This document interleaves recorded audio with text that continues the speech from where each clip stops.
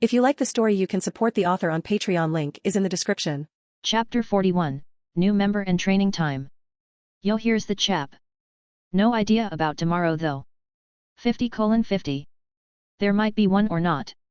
My family had the bright idea to go on a mountain that's like 150 kilometers away. Apparently some famous ski resort. No idea. If there aren't any chaps like in 4 days. It means I died there XD. Word count 2250. After we put down the necessary barriers, me and Kurama got into position to face each other. I was standing up against a giant fox. The tension was high. He was a master at Senjutsu, having practiced it his entire life. And I guess he is one of the few that has actually used evil chakra. Hanging on to his sanity while training every day with nature chakra must have been hell. Senjutsu is tricky, especially when yokai use it. For example, Nikomata have Kasha. The user summons multiple wheels covered in spiritual flames. The flames won't stop burning until they change the reason and principle of their existence. They also have a purification effect. Manipulating the life force and souls of others is also possible. When you learn Senjutsu, which is basically manipulating the life force, you gain Toki. Toki is, in essence, the external manifestation of one's life force.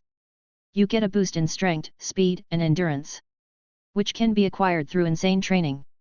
Like Sarigorg and me. But I focused on my demonic power and swords. So my Toki is kinda weak. And I'm about to fight a guy who is more or less on my level without any boosts. So when we both fight, we use our own methods to increase our strength. This should be fun. Ready. Feldera was in his dragon form. The others were on top of his head. It was for their own safety. Go. Both of us rushed at each other.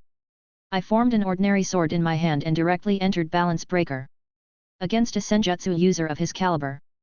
This is the one. Bankai, A/N Anohana Bankai Violin Ost. A cut my palm on the beginning of my blade. And smear blood on it all the way to the tip. Minajiki. Hey. Kurama jumped back as blood started to pour out of my sword, quickly covering the ground beneath us. Like a tsunami, the blood engulfed the nearby trees and started to let out a bloody mist that covered the sky. What is this? This blood. It feels wrong, Kurama mumbled as he tried to use Senjutsu on it and failed. Senjutsu allows you to manipulate life force. But only the one who wields this blade can move this blood. I stabbed the tip in the blood pool beneath us and slashed at Kurama. A huge sharp blood arc followed the course of my sword, flying at Kurama. Boom! Kurama's aura exploded. White Toki with bits of black and red covered him. He used his palm to smash the blood arc. He raised one of his tails. Foxfire crimson flames engulfed the tail. He raises it in the air, preparing to attack. That fire damages the spirit directly. SHHH. I quickly look below and jump back. From the blood pool, orange-red hair tendrils attacked me. I cut away most of them, but I was still cut on a few places on my body. I didn't think you would resort to tricks from the strat. I smile at him. As the blood mist healed my wounds. Fox yokai. What did you expect? But all this blood is really troublesome. But you are still holding back. The energy flow in your body is blocked. Are you looking down on me? Kurama growled. Noticed that right away. Too bad. I was hoping to use it as a sneak attack. Kai, release. Boom. All the debuff and training swords in my body vanished. Gravity, resistance, and mana Suprasian swords were gone. Ah, this feels great. I feel so light. I haven't felt this way since I fought Tiamat. Well, you asked for it. I pumped my demonic power to the max alongside the weak Toki I have. Come. Kurama uses Toki and Foxfire to cover his whole body. He rushed at me. His claws and my sword met. Clang clang clang. We go blow for blow. I use blood slashes against him, but his Toki weakens most of the blood slashes. On the other hand, his Foxfire and Toki hit me even as I dodged. He tried to use Senjutsu to mess up my own ki flow. But Minajiki stopped that from happening. It was blocking his Senjutsu from working on me. But he was still accumulating injuries from all the blood slashes. While I was healing all my injuries. Asterisk boom. Boom. Splat asterisk. Damn, all of this blood is annoying. Can you even be killed? Kurama grumbled as he used his fire to burn the blood around him. He was at a disadvantage and he knew it. But he didn't have enough control to change into human form. Like you are one to talk. Your foxfire takes a ton of power to heal. Spiritual attacks are such a pain. It's one of the main reasons I want to learn Senjutsu. I use a blood wave to block his fire. The blood was evaporated but Misaki made more. Well, defend against this, I make a sword in my hand, acceleration sword. And I strap it on my back. Usually, I would just combine it with ink sword so it can be a tattoo. But losing even more of my stamina against him is stupid. I started to slash at incredible speeds. My arm blurred as I threw out blood arcs. Asterisk slash. Slash. Slash. Slash. Slash. Slash. Slash asterisk. A little further away. Asterisk boom. Boom. Boom. Boom, asterisk. Bang. Shugoi. I didn't know Isaiah was that strong. Asia clapped her hands in excitement. That's very impressive. Good to know that our leader is a capable guy, Meredith mumbled with a pleased expression. Omo Valeri just nodded with a smile. Ah ha ha ha. As expected of my sworn friend. Feldera laughed loudly. Zzzzzzzzz. Oi. Don't sleep through the fight. Feldera yelled at Dino. Dino raised his eye mask and pulled it down again. 5 more minutes. Let him sleep. He is a hopeless case anyway, Meredith patted Feldera on the back. Dino looks tired. Maybe we should just let him sleep. Asia, even while knowing the truth about the world, was still a kind person at heart. She took out a pillow from the storage spell Isaiah taught her and gave it to Dino. Asia, you are an angel, Dino mumbled as he went back to sleep, this time on a fluffy pillow. As I said. Hopeless. Meredith just shook her head and turned back to watch the fight. Ha ha ha ha ha ha. Kurama was enjoying himself, but he started to get reckless, fighting like a berserker. This idiot started to take in raw nature chakra again. That means the malevolent part as well. He will ruin all his effort. I use the blood to tie him up. Then I use my wings and fly to his head. Wake up! And smack him right in between the eyes. I use Tsunade's super punch technique and sent him flying. Kurama yelled from the pain, but his reasoning returned. He put his palm on his forehead and started to massage it. My arm was busted up but the blood healed me. That move really isn't for me. The amount of control needed for it is insane. Fuck, thank you. He says awkwardly. I lost control again. When they attack me I automatically start to absorb nature chakra. To raise my strength to their level. But it also makes it easier for you to lose control. Man, if you have been doing this each time you were attacked. No wonder you unconsciously gather raw nature chakra. You really need to work on that. Kurama nodded as he got back up. Still want to fight? I asked the giant fox. How about one last attack? Frankly, I have never even used it. It might be a bit too much even for you, he said uncertainly. Is he still hiding something like that? Alright, I deactivate Misaki. I doubt it could handle what he is about to throw at me. Kurama raised his tails in the air around him. From the tips of the tails foxfire appeared. It slowly started to gather in front of him, forming a ball of crimson fire. The fire started to condense. The more fire is condensed the hotter it becomes. Especially high-level flame like his foxfire. Huff. Huff. I don't even have a name for it yet. Kurama looked at the dark crimson fireball. How about Bijudama, tailed beast bomb? Kurama looked back at his tails then at the bomb. Yeah, that will work. I hope you survive this. Yeah, right. I'm not taking that attack. I could probably stop it. But it would drain me too much. Not to mention the destruction it will do to the surrounding area. I don't want to be here when the Shinto faction comes. So the answer is simple. Take this. Kurama threw the ball at me. As soon as it left his control the compressed foxfire started to burn through everything in its way. Sword birth. Yamato. A katana with a white handle and golden guard appeared in my hand. The blade itself was sharp. The way it glided through the air, no, the way it cut the air. The sword is able to cut through anything, even the very fabric of space itself. Why fight it when you can make it disappear? Hi. I jump in the air and cut the space in front of me, cutting even as I fall down to the ground. A multicolored distorted space appeared where I previously cut. The dimensional gap.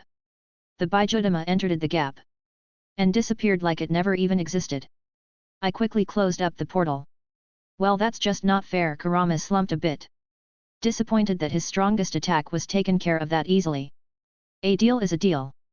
Looking forward to working with you. Kurama gave a wry smile in his fox form. Let's go meet the others. I spread my wings and went to see the spectators. Team meeting. A few minutes to let Asia calm down and for the others to officially introduce themselves. We are finally ready to start. Okay, now that we have a new member and our group has grown large enough, it's time to start training seriously. Without power, we will be picked apart by the other factions. Coincidentally, we are out in the middle of nowhere, which means we can go wild as long as we place barriers. Feldera and Kurama smirk at that. Do we have to? Dino just whined. Yes, I deadpan at him. Ah, okay then. Zzz, and he went back to sleep. Sigh. First of all, Kurama, your situation is the most critical. I threw him a bunch of swords. That one is for purification. It will help you get rid of the malevolent chakra. The blue one next to it forcefully keeps your mind calm. That should stop you from getting influenced or go insane. The next one is an experimental one I just made. Chakra suppression sword. I based it off my old one. My original one uses my own power to keep my power suppressed. I'm hoping this one will help you contain the wild chakra. The next sword one just helps you stay in meditation longer. Kurama uses his hair tendrils to pick up the swords. I'll see what I can do with them. He walks away from us and goes back to meditating. Good. Feldera, your case is simple. You are peak high class and need a good fight to break through.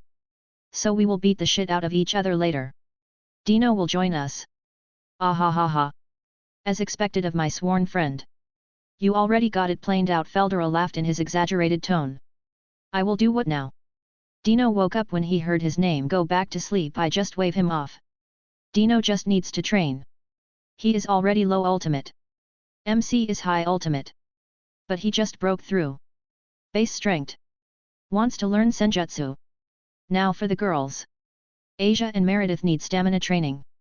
After that, Meredith needs to practice with her sacred gear. While Asia needs to train in mana control for the technique she wants to learn. Both of them nodded. The world wasn't nice enough to allow them to live carefree lives. If they wanted to be truly free, they needed to become strong. Now for Valerie, she is strong power-wise, but has no fighting experience. And her strength lies in healing and buffing others. Valerie, your situation is a bit complicated. Sephiroth Grawl is making things difficult for you. I will give you swords to block out its influence. And you will practice your healing on us. After some time, when you get stronger, we will try eliminating some of our weaknesses. Okay. Valerie nods resolutely. You will also be learning some attack and defense spells. And maybe some physical exercise if you are feeling better.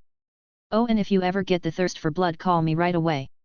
I don't mind giving you my blood. I patted the older girl on the head, making her blush. She just gave a small nod at me. Okay people.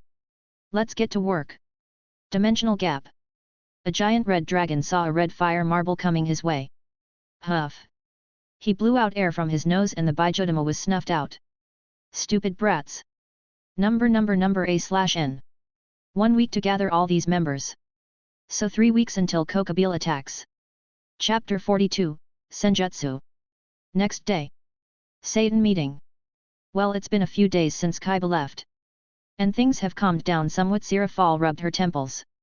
Surtsks, how did the Elder Council respond? Falbium yawned.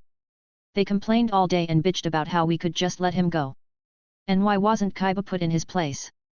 One of the newer younger members of the council mouthed off about how I'm a failure as the Satan of domestic policies. Well, he won't be around anymore. The others quickly went quiet after seeing that. Surtsks said grimly. They will just use the fact that you killed someone to discredit you later. Damn it all. Why did Kiba have to leave? Do you know that practically every faction called me? Mostly about that sword that can eat magic. I tried to give them some of the little information we had so we don't turn out a laughing stock. Right now the world thinks Isaiah is still a part of our faction but as a contractor. Merc. That was the best that I could do. Sirafal dropped her head on the table. Thud. Such a pity he left. If I knew he could make such interesting swords I would have studied his sacred gear. That is definitely not just sword birth anymore. Ajilka sighed. Sad about the potential research that slipped away. How is Rias taking it? Sirafal asked Surtsks. Rias and Akeno are feeling mostly betrayed. Issei wasn't that close to him to begin with, but he is feeling angry that Rias is sad. Konoko took a big hit and has been feeling gloomy. Rias's Bishop Gasper had the biggest change. Kiba's departure seems to have made him re-evaluate himself. He has left his room and no longer wears girly clothes. I hear he has decided to start training to become a strong man like Kiba, and some other person named Dio. When I asked who Dio was, Gasper replied the strongest vampire to exist is Dio Brando. But I never heard of him. A/N cough Alucard cough. Sirafal looked at him with her mouth dropped and then started to laugh like crazy, ha ha ha ha ha ha. Dio, he says. Ha ha ha ha ha. Dio Brando. Oh my sides. Ha ha ha. I can't breathe. Seraphal's face was red from all the laughing. She had to use a spell to calm herself down. HAAA. Dio Brando is an anime character. He was this blonde buff vampire that could stop time. Now that I think about it, he is basically the masculine version of Gasper. A new character for my show perhaps? I could make something similar. Sirafal had a thoughtful look on her face. Well, as much fun as this has been, I need to get back to my research. Ajoka gave the very obvious signal to end the meeting. Yes. Let's end this meeting. Surtsks noted. 321. 322. 323. Gasper was doing push-ups with his thin body. He has changed a lot. He had cut his shoulder-length bob haircut. Now he had an undercut and some bangs covering his eyes a bit. The rest of his hair was also near eye level. He also had a simple earring in his left ear. A/N he looks like Chifuyu Matsuno now. We have a badass Gasper. https://preview.red.it/gd7q7i317nb71.jpg auto equals wep and s equals d30883330C307C7C9E93E87A7436. Thud. Huff huff huff. At moments like these, Kiba's words echoed in his head. Drink the blood of the Red Dragon Emperor. It will help you reach the next stage. Kiba-senpai said so. But do I really have to drink the blood of the pervert?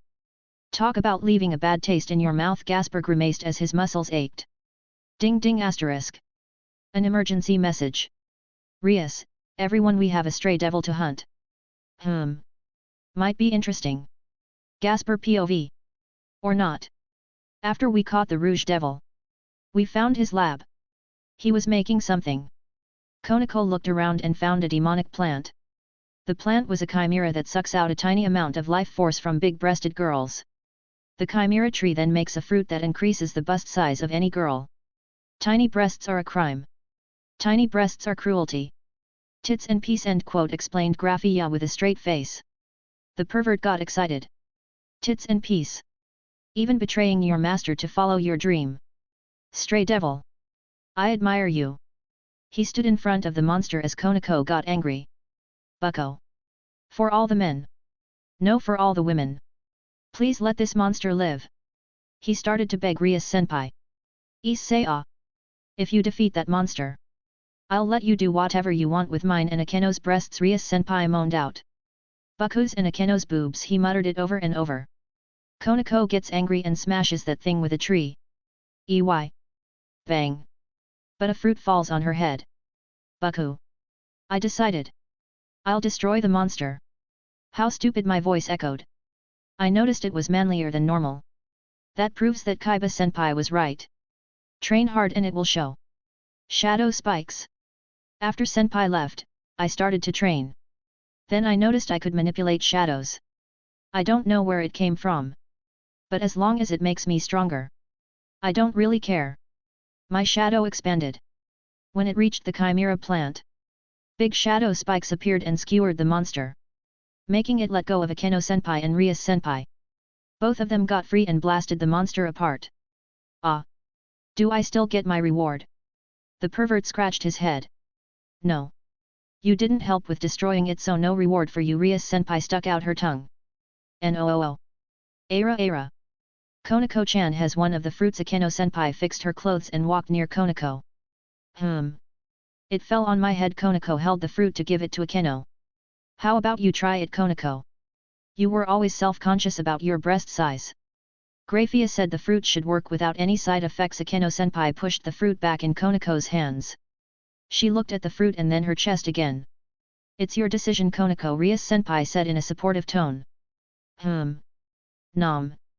Konoko bit into the fruit. She started to glow, especially around her chest. Nay. She let out a weird moan as her chest grew. About 2 cup sizes. I think? I don't know about these things very much. Kiba-senpai said I should know the basics for the future. Whatever that means. Uafu. The pervert yelled out. Konoko grew from an A cup to a C cup. How marvelous! Damn it! Why did we destroy the tree? Konoko, let me check if there are some side effects. Issei smiled lecherously only for Konoko to wind up her fist. Ey. Bang, she punched him in the gut, sending him flying. KO. Now I'm in the mood for some fighting games. Oh well. Let's go back home. I'll pull up the old Street Fighter games. MCPOV. Me, Dino and Feldera were at a big clearing away from the rest of the group. Well, big guy, are you ready? You have been peak high class for a while. You just need the final push. Me and Dino will be fighting you, forcing you well past your limits. Even if we lose limbs or take serious injuries, Valerie and Asia will patch us up, so go all out. Feldera was tapping the ground and twitching. He was like a kid. His excitement was over the roof. Yes. Yes. Can we start already? I really want to fight. Well, not like I don't understand. Veladra was the only one who wasn't ultimate class among the guys. He could probably fight some of the weaker low ultimate class. As a dragon, he is tougher and stronger than most species. Let's do this. I wanna sleep. Dino dragged his feet. Whoosh. 8 wings burst out from his back. He let his power flow, showing his strength as a low ultimate fighter. I let my power loose. I am early high ultimate class. But I want to help Feldera, not suffocate him with my aura. I drop it down to about the same level as Dino. Both of us will attack him at once, forcing him to operate in overdrive. Prepare yourself. I make 2 dragon slaying swords and throw one to Dino. Feldera grinned and started to grow. He shifted into his full dragon form. Roar. Storm clouds started to form above us. Me and Dino looked at each other and nodded. Crack. The ground beneath us exploded as we launched ourselves at Feldera. Slash. Slash. Our swords cut into Feldera's scales, making him roar out in pain. Then the lightning started to from around his body. The storm above us got worse. Feldera aimed above Ray. The lightning attack was absorbed into the storm clouds. Not good, Dino mumbled. Asterisk grumbly. Boom boom boom asterisk. Lightning started to rain down on us. Each time it hit Velora, it helped him charge up another attack. This is going to take a while. 2 days later. Asterisk huff. Huff. Huff asterisk x2. Me and Dino were lying on our backs. Feldera was unconscious and bleeding on the ground. But we did it. He broke through to low ultimate. A low ultimate dragon is no joke. Our group just got stronger. Good night. I'm sleeping for a week. Dino fell asleep immediately, not caring about the wounds on his body. I make a magic circle. A communication spell. Asia. Valerie, you can come now. Feldera is badly injured and Dino is pretty banged up. We are on our way, Asia responded before she shut off the circle, ending the call. Man, I'm hungry. He. You look like shit. Kurama smirked at me. Shut it. Continue with the Senjutsu session. I was still a bit banged up from the fight with Feldera. It would have been a lot easier if I used my power. But I wanted to use the opportunity to train.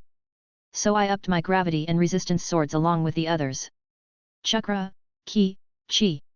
Life force. They are all described the same. Life energy. I was taught with Ki, so I'm explaining it like that. First of all, basic Senjutsu is manipulating your Ki and the Ki of others, whether it be people or nature. I nodded. I understood this much. When you start studying Senjutsu, you will first learn to manipulate your own Ki and cover yourself with it. This is called Toki. People can discover it even without knowing Senjutsu just by crazy amounts of physical training. Like you did. I nod and cover myself with Toki. Good. It's still unrefined and the volume is little. But you are so powerful monowise that Toki is just a small boost to you. If you want it to be more, you need to train your ki. He unleashed his own Toki, showing how bright and dense it was. It still had corruption on it, but it was better. My swords are keeping him calm and helping control the evil ki. The way it's done is that you must absorb a little. And I mean very little nature ki and purify it. Doing it like this also slowly increases your own reserves, as your own power is constantly keeping the nature ki in check. Theoretically, you could gather and purify nature ki to be equal in amount with your own ki. But I wouldn't recommend it. If you slip up even a little, things could get ugly. And by ugly I mean going from petrified into stone to plants growing inside your body and ripping you apart. I did not need that image in my mind. Good practitioners will absorb a lot of nature ki and purify it. Then they use the purified nature ki to fight. But that's a very advanced level. Most only use their own ki to fight, using it for Senjutsu techniques. But you are different, Isaiah pointed out. Kurama nodded solemnly. Yes. I was very weak. Even at the age of 10, I had less than a child's ki reserves, the same with mana. So no magic or Senjutsu for me. All there was left for me was to wait. Either to starve or for someone or something to kill me. So I decided to do something suicidal. I merged my own ki and raw nature ki. Well, it really is suicidal. Judging by your expression you realize how stupid that is. First of all, even purified nature ki can be dangerous if you take more than you can handle. Your own power will be fighting against it in order to protect you. I absorbed raw nature ki and fused it with my own. I should have died the moment that happened. But I didn't. Best guess is my body mutation that allowed me to survive. Ironic, isn't it? The thing that screwed me over is also the one that saved me. Kurama chuckled at his own misfortune.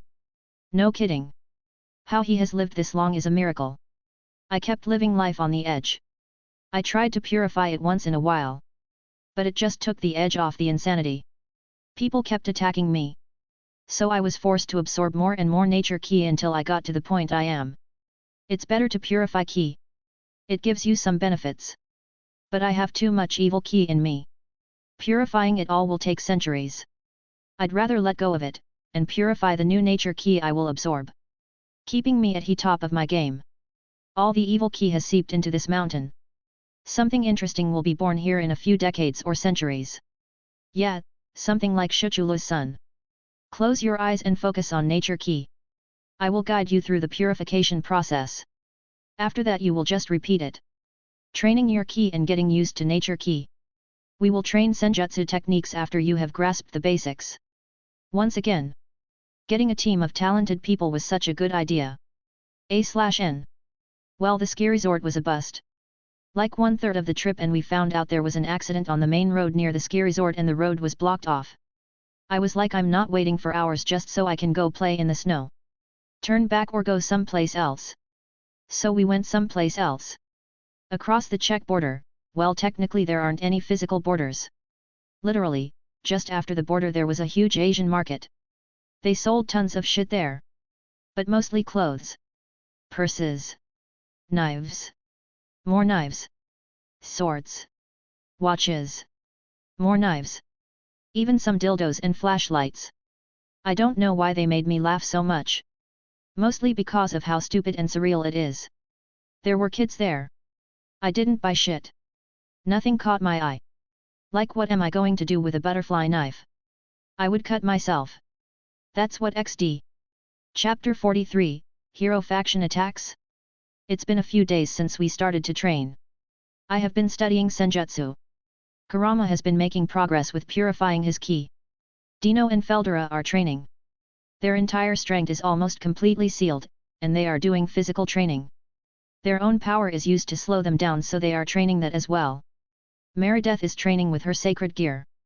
So is Valerie. She should be able to boost us without any backlash pretty soon.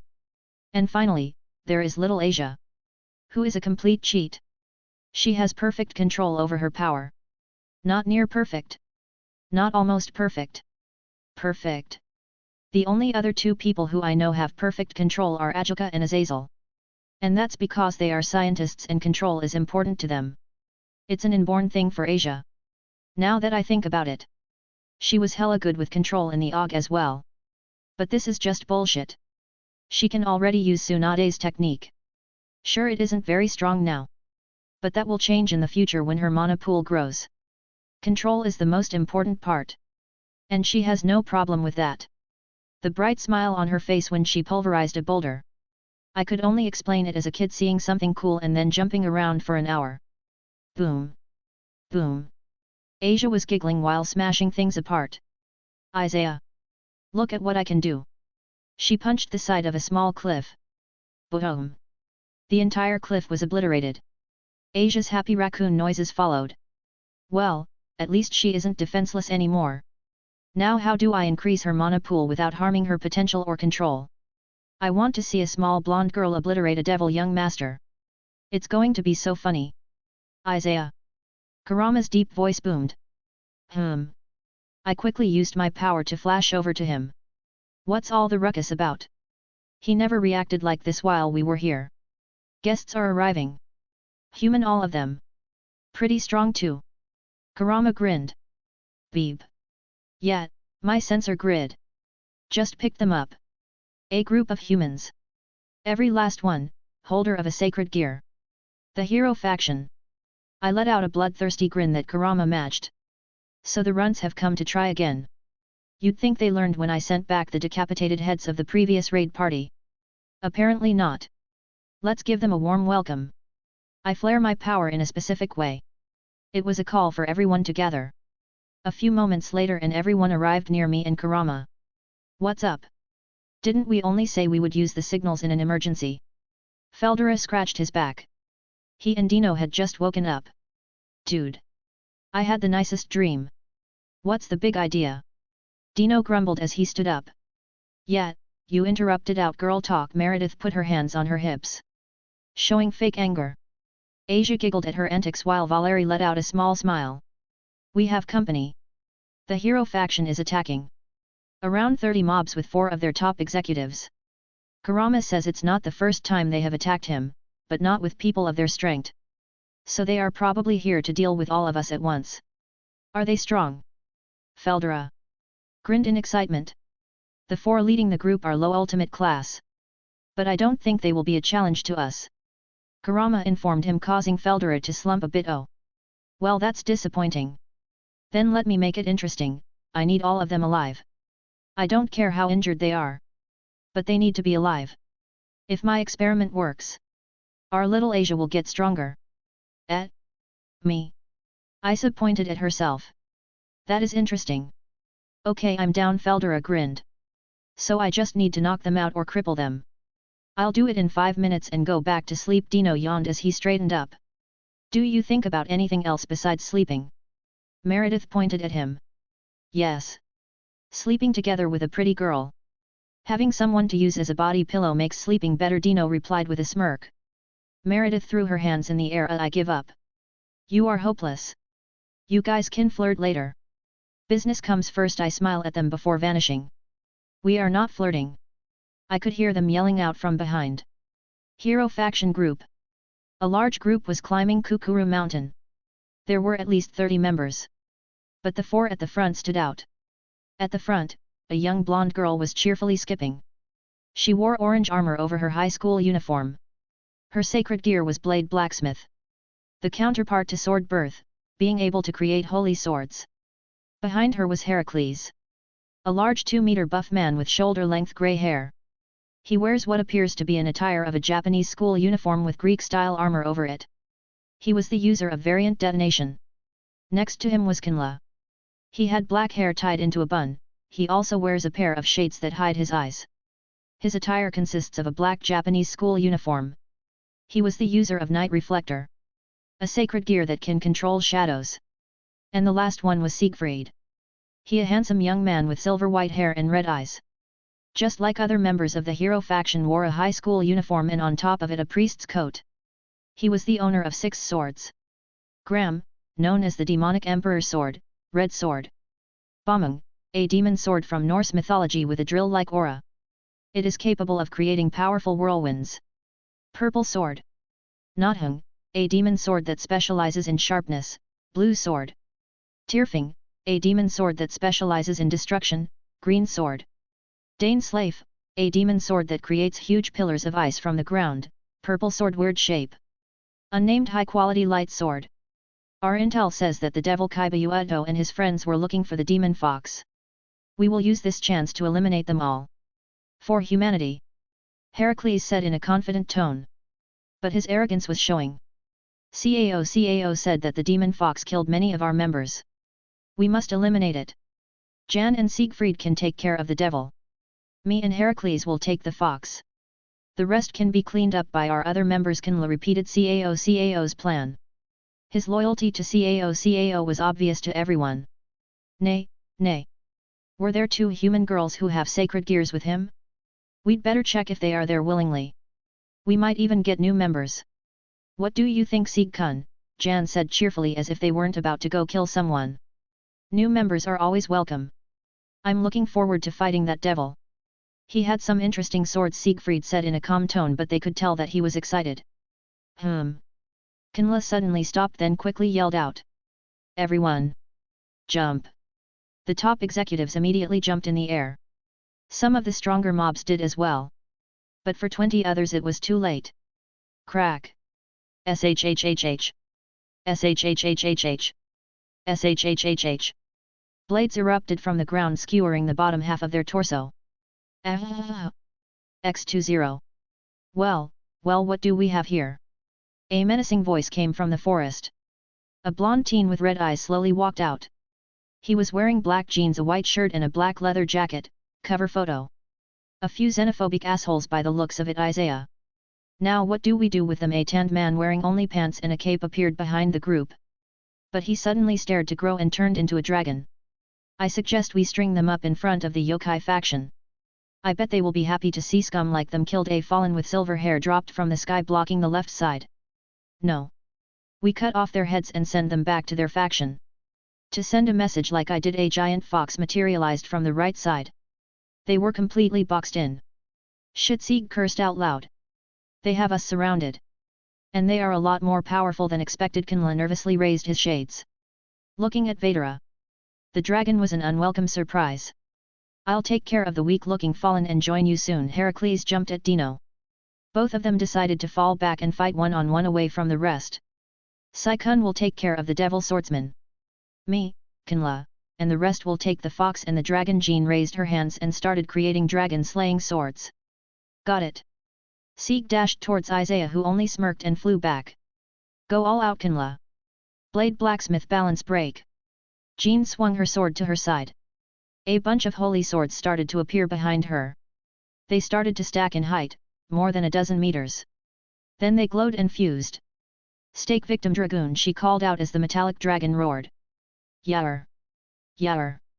Night reflection balance break. Shadows started to surround Kinla.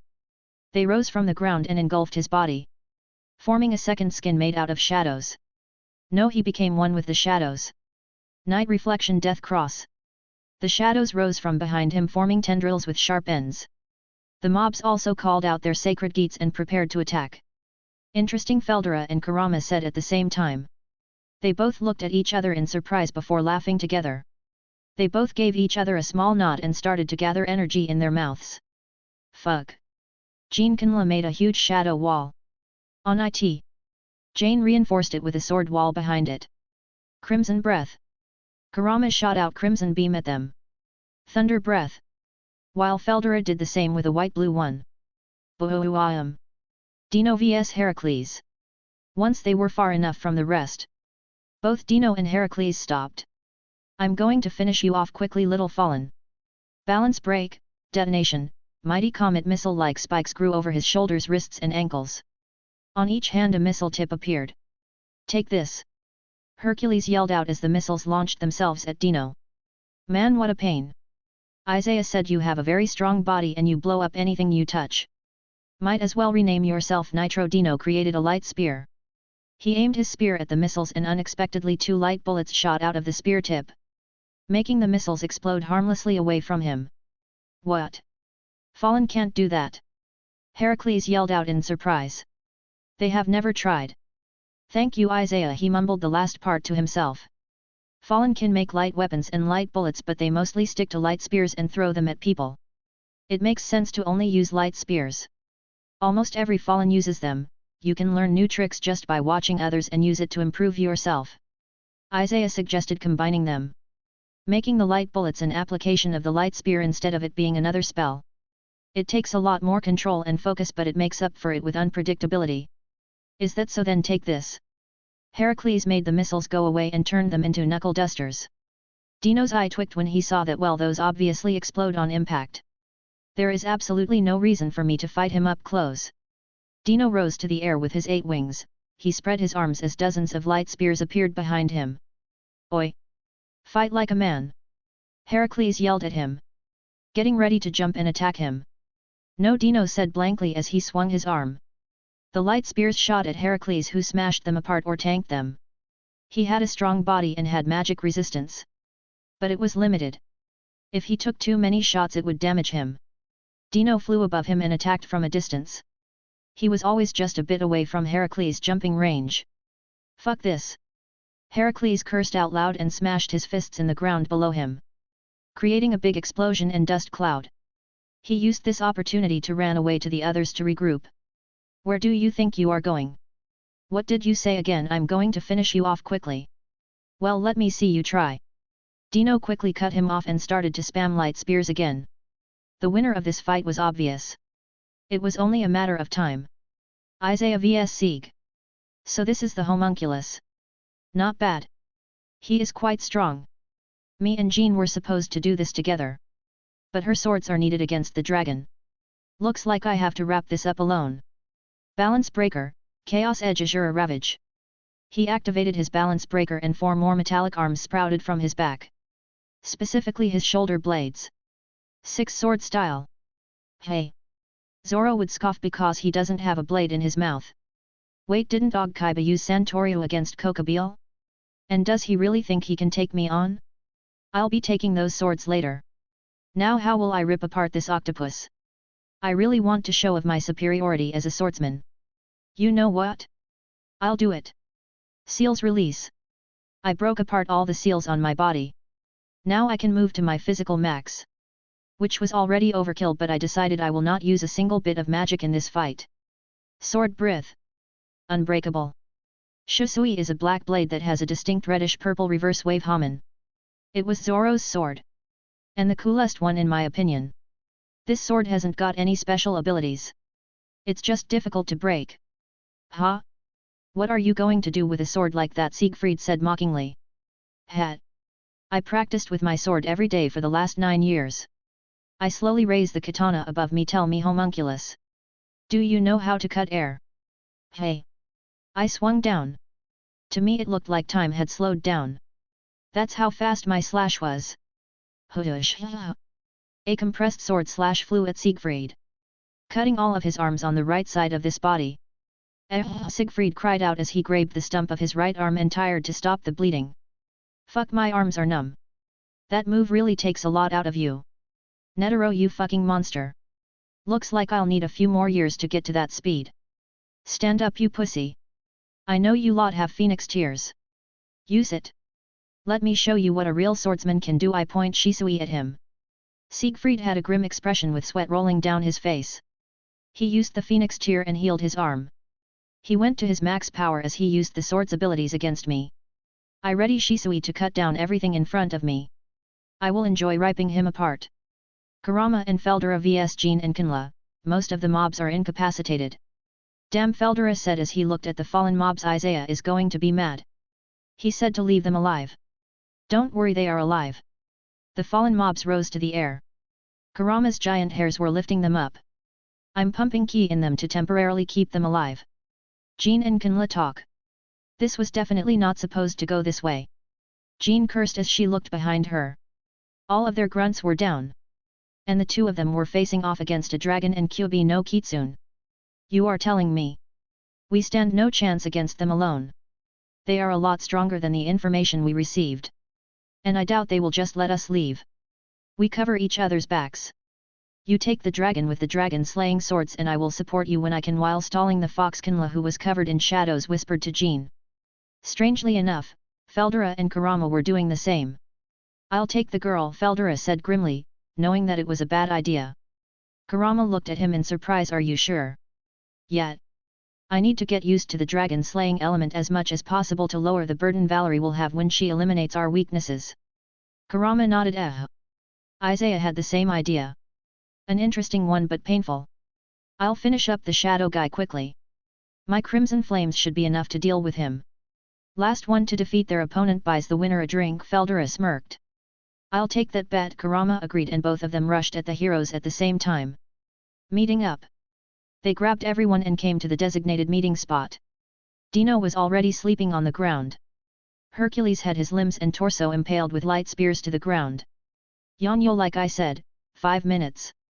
Zzz. Dino raised his head and then slumped back down to go back to sleep.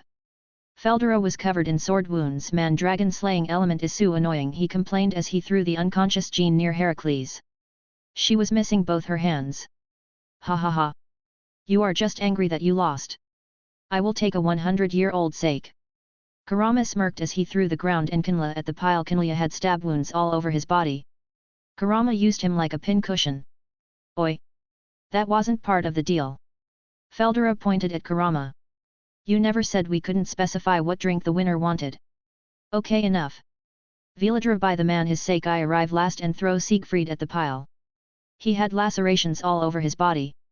I got some new swords from him. Asia. Valerie, please heal Feldera. Okay, Homo. Asia and Valerie ran to Feldera.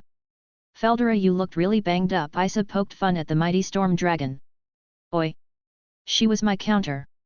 And I am the storm dragon. Feldera tried to explain himself. Drizzle dragon, Valerie pointed at him. PFFFF. Ah ha ha ha ah ha ha X5. All of us did a spit take and laughed out loud. Valerie made a joke. And a damn good one. She roasted him. Feldera kneeled down and started drawing on the earth. Valerie raised her hand and make a small cloud appear above him and it started to rain on him. Ha ha ha ha ha. Valerie, stop. My stomach. I'm going to die. Dino was laughing the hardest. So much so that he was going to faint. I calm down and ignore the others. I look at all the mobs and the top executives. Or what's left of them. Let's see if this will work. Chapter 44, Gears, Azazel and Sona. Let's see if this will work. I look at all the people who were starting to wake up. They were crying and moaning in pain. You brought this upon yourselves when you decided to attack us. This next part will be a bit rough on me, but whatever. I make 2 ordinary swords in my hand. Balance breaker. Ruriiro Kyojaku. The sword in my left hand started to change. Vine-like tendrils came out from it and spread out. They wrapped around and started to squeeze the victims, increasing the cries of pain. Then the real power of Ruriiro Kyojaku activated. It started to drain their mana and life force. Ruriiro Kyojaku, Azure Peacock, has the ability to drain the opponent's energy and make it bloom into flowers. Eating those flowers will help you regain energy. The original user called the sword Fuji Kyojaku Wisteria Peacock. As the sword hates the color wisteria, it turned into a sickle-shaped blade. A hinge at top of the hilt allows it to split into 4 identical and evenly spaced blades. I just changed that bit up into increase instead of regain. Naturally, since it's permanent, it will take a lot more sacrifices.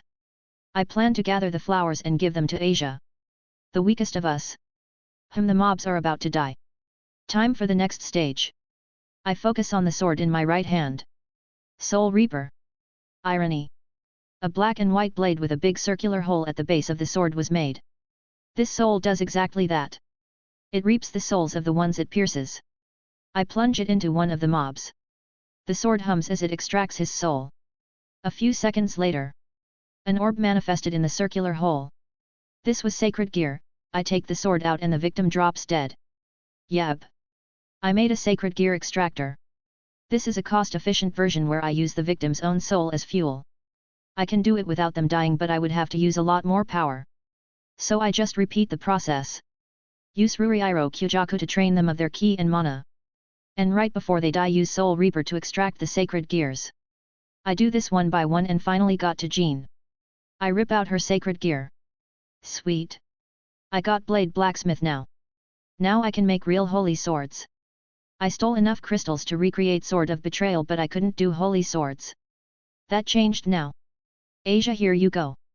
These flower petals are edible. They will help increase your strength. I pass the bluish flower petals to Asia.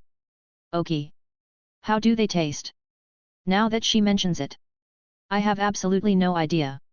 I really don't. Try one out and tell me. Asia grabs one of the flowers with an uncertain face. Well, Atadakamesu. Isa bit down on one of the petals and started chewing. Her face scrunched up. So sweet. It's too sweet. Hang in there, Meredith pats Asia on the back.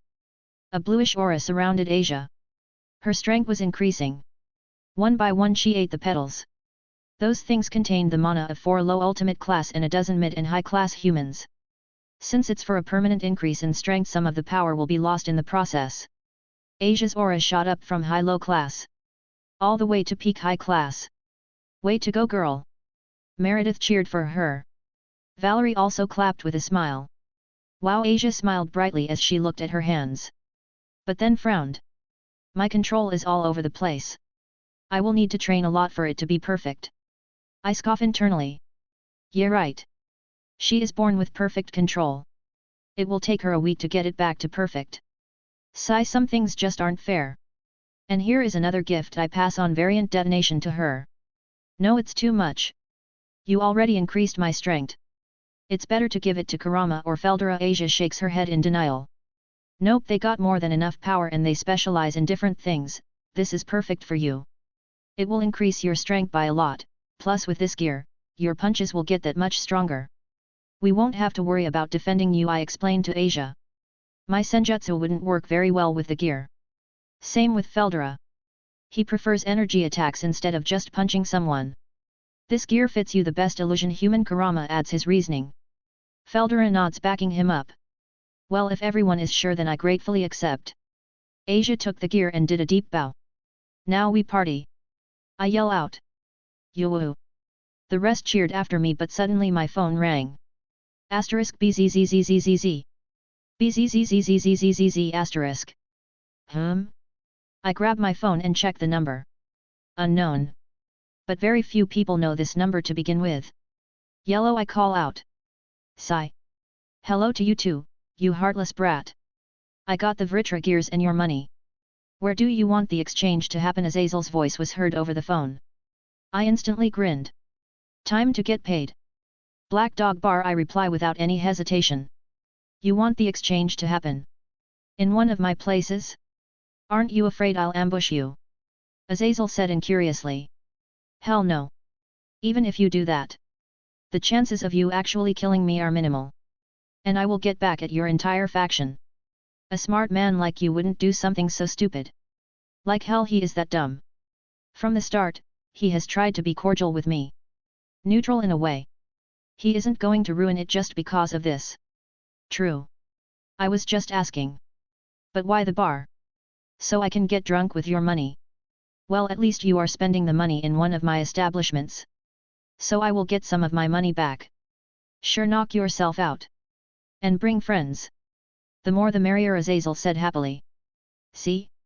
Old people like him will take what they can get. They have lived too long to be bothered by trivial things. Black Dog Bar. Looks like an interesting place, Feldera said as he sensed the concealing wards. He was wearing a white shirt and brown pants. As he wasn't about to go topless in a high-class bar. The girls were dressed up in fancy dresses. Asia was wearing a green dress that matched her eyes. Valerie was wearing a wine-red dress. And Meredith was wearing a deep blue dress which strangely suited her auburn hair. Isaiah was wearing a white shirt with a black suit coat, suit jacket, and black pants. Even Dino was wearing a white suit. Kurama sadly still couldn't enter his human form. So he stayed behind. With more motivation to get his ki under control. As soon as we enter, we see that Azazel was already at the bar table. He raised his glass when he saw me enter. He pointed to the table near the bar. Looks like they reserved a table for us, Meredith mumbled. Well, this is a business meeting. Somewhat. It would be considered bad form not to get us a table, I explain as I sit on the bar table. Dino took the seat on the other side of Azazel. The others go down to their own table. Hello, my runaway son. I'm curious to know what made you do it. Why did you leave Grigori? Azazel asks calmly. There was no hostility in his words. Just pure curiosity. You woke me up with an ice bucket too many times, Dino says with a dead serious voice. That's it. Tobio said incuriously. He left his faction. The faction his father runs. Because of something like that.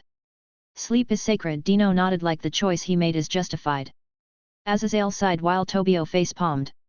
Well, if you haven't noticed by the stage gear, it's rock/pop night. That's why there are so many younger people here. You guys enjoy yourselves. I need to go backstage to check on some things. The other waiter will take over. I turn around to the crowd and they were right. Lots of young people were in the bar. Naturally everyone over 18. Except those from the supernatural. Here you go, you evil monster. Azazel makes a magic circle behind the bar and a couple of cases appeared. There was already a ward around us to block the humans from seeing. I grab the first one and open it up. In it, 3 violated metallic orbs were contained in some kind of orb. The Vritra gears. I used telekinesis to open up the other cases. Money. Gold. Jewels. Metals. Yep, 10 billion right here. Pleasure doing business with you, I grin at Azazel who had a sour expression as all the cases vanish in my own storage space. Enjoying Rennie's singing. Girl's Dead Monster, Crow Song, Angel Beats. You guys can choose your song. But I recently heard this one and it threw me back so hard I got chills. Wow, Asia says as she hears Lavinia. Her voice is beautiful. Meredith had her eyes closed as she listened to the singing. Pretty, Valerie noted. The girls love her. And I'm enjoying myself as well. Woo. Rini. Feldera's eyes were shining as he stood up from his seat. Shut it, you otaku. Meredith slammed him back down. This is going to be a fun night. Kuaha. Kuaha. Can't say I have missed this, I say while looking at the city from above. Isaiah. As much as I like the view. Can we please go down? Asia said while holding on to me for her dear life. I was carrying her princess style. I needed her in case something went wrong. So she could heal them. Which wasn't going to happen. But it was professional in a way. I brought my own healer just in case. Well, let's go meet Sona. Kuah Academy. Student Council Room. Asterisk Scribble. Scribble. Scribble asterisk. Asterisk Scribble. Scribble. Scribble asterisk. Sona was finishing up a giant stack of paperwork at incredible speed. Wow, Kaiko sure is pumped today, Momo mumbled. That's Kaiko for you, Saji said proudly. Bzzzzzzbzzzzz. Sona quickly grabbed her phone and put it between her ear and shoulder so her hands can be free. Sauna Shidori. May I ask who is speaking? Sona's hands didn't stop for 1 second. Hello Sona-chan, a playful voice was heard over the phone. Sona's hands froze. Kiba. She yelled out in surprise, causing the rest of her peerage to just stand there dumbfounded. Bingo, how have you been, Sona-chan? I'm in Kuah currently and I have an interesting deal for you involving sacred gears. Wanna hear me out? Sona's mind was working in overdrive. Me and my peerage will arrive in the park in 30 minutes. Will that be acceptable to you? Sona already figured out that he doesn't want to come near the school. Otherwise, he wouldn't have called, he would have just walked in the student council room. But Rias and Co would definitely sense him. That sounds great. See you there, and with that he cut off the call. Everyone get ready. Sona quickly stood up from her chair. Kya, I get to see Kiba again. Where is my dress? Should I put makeup on? Sona facepalmed. Not that kind of ready. Kiba is currently considered a threat to our faction. Or that's at least what my sister says. I mean, get ready for possible combat. But I doubt Kiba would attack us. Tsubaki shifted her feet a bit. Can we dress up a little? The other girls in her peerage who had a crush on Kiba were looking at her with begging expressions. Sona just slumped. Sigh. Fine. Yay. Don't worry, Kaiko. I will be there to stop him. Saji patted his chest, trying to look cool. Sona just stared at him. Saji, when we get there just keep quiet. Otherwise, you might piss him off and I will have to intervene to save your life. Kiba is wait, he is Isaiah now. Isaiah is stronger than all of us combined. When I said prepare for combat, I meant more as tactical retreat. Saji froze in place. You want us to run away? Sona raised an eyebrow and just looked at him like he is an idiot. Do you want us to stay and die? Fair point. Saji slumped. Kuah Park. Sona and her peerage arrive at the park. They could feel Kiba's energy.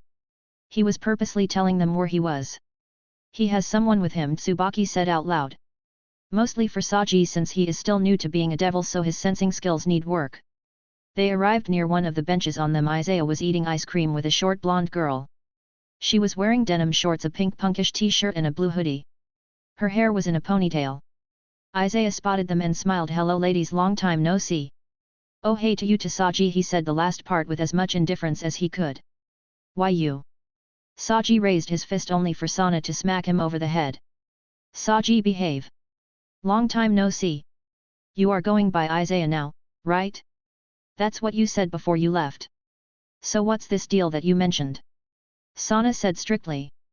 Business first? I'm fine with that. I have been involved in a new business recently. Sacred gear exchange. I made a sword that is able to safely extract sacred gears. Lots of people have been using my method to switch to sacred gears more suitable to their fighting style, Isaiah explained with a grin. That's incredible, Tsubaki said breathlessly. You figured out to take out sacred gears safely, Sona said in disbelief. Ahane-sama isn't going to like this. Yep, and some people have taken an interest in Saji's gear. Even if it is a low-rank gear, its absorption qualities hold certain interest to scientists. Bullshit. Like a Vritra gear will be low-level. They are willing to exchange a mid-rank sacred gear. Isaiah takes out a bluish orb. Inside the orb was a blue bow. This is Starling Blue. A bow-type sacred gear. It shoots blue light arrows, which act like light attacks from fallen and from angles, making them effective on devils. Isaiah explained. Got it, from one of the hero grunts. It was a lucky find. So are you willing to trade this for Saji's gear? This is non-negotiable. One gear for another. I think a bow that can deal light attacks is more useful to your peerage. The raiding games are starting soon, right? Sona looked at Saji, then at the orb. Saji was doing the same. He summoned his gear and was thinking what would be better for him. Sai, is the extraction process 100% safe? Sona asked seriously. Yep, it will be painful and there is a small chance it will damage the host. It will not be life-threatening or crippling. I even brought a healer with me just in case. Meet Asia, the holder of Twilight Healing. Isaiah pointed to Asia, who only waved her hand. Sona sighed. Saji, the choice is yours. I think Starling Blue will suit you more. But this is your soul and sacred gear we are talking about. You might get injured. Saji looked at the gear on his wrist. I'll do it. Anything for Kaiko. We need to win in raiding games for Kaiko's dream to come true. The light bow will help us out a lot, Saji said resolutely. Good choice. Balance breaker. SG extractor. First a barrier appeared around them, then a black and white blade with a big circular hole at the base of the sword appeared. Get ready. I will plunge this sword in you. It won't do any physical damage.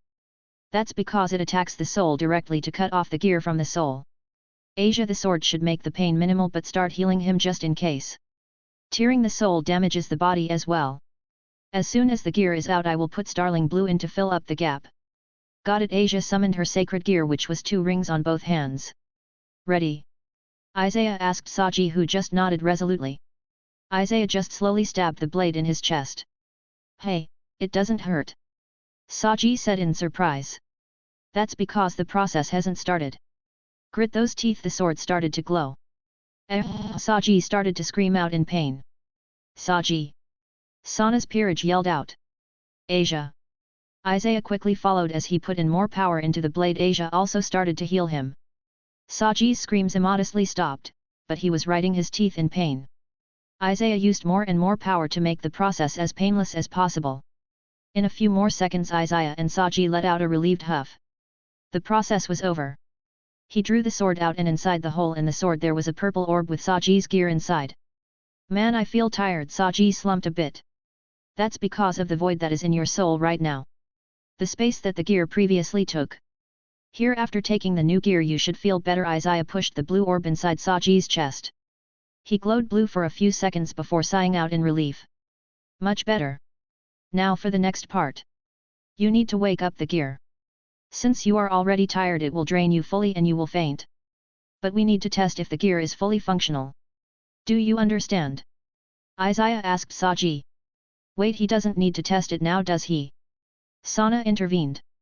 Well, no, but I'm not sticking around to wait until he is rested. And I need to make sure the exchange is successful. I got a reputation to keep up now. Summon the gear. Saji looked at Sona before giving her a wry smile. He then closed his eyes and concentrated. Huff. Huff. Huff. Starling blue. Saji called out with all his remaining power.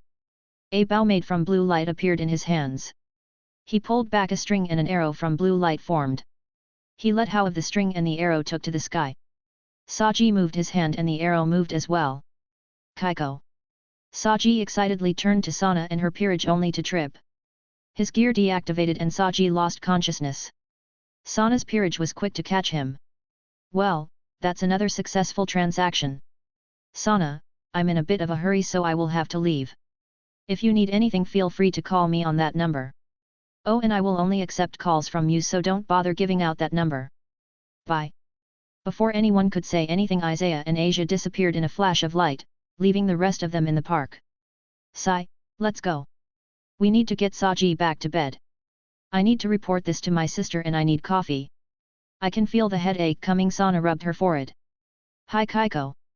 Chapter 45, Damsel in Distress. After dealing with Sona, I didn't actually teleport anywhere long distance. I just warped to another part of Kuaha. Asia still needed to get some supplies. I heard someone yell out in distress. Usually, I wouldn't give a damn. But Asia also heard it and was looking at me with her puppy eyes. Damn Meredith for teaching Asia this. Sigh. Fine. But if it isn't anyone I know, I'm not interfering. Asia nodded. I expected as much. I pass Asia a dagger. Here, just put magic into this and it will take you to the rest. Asia takes the dagger and smiles. Thank you and good luck. I nod to Asia and disappear using my speed. Ahuzawa Misaki POV. Why the hell am I getting assaulted by these creeps? I mean, I took up kendo just in case something like this happened. But I never thought it would really happen. Kua is supposed to be a safe town. So why the hell are there a dozen thugs dressed in leather attacking me? Wow. Look at this cutie, one of them licked his lips.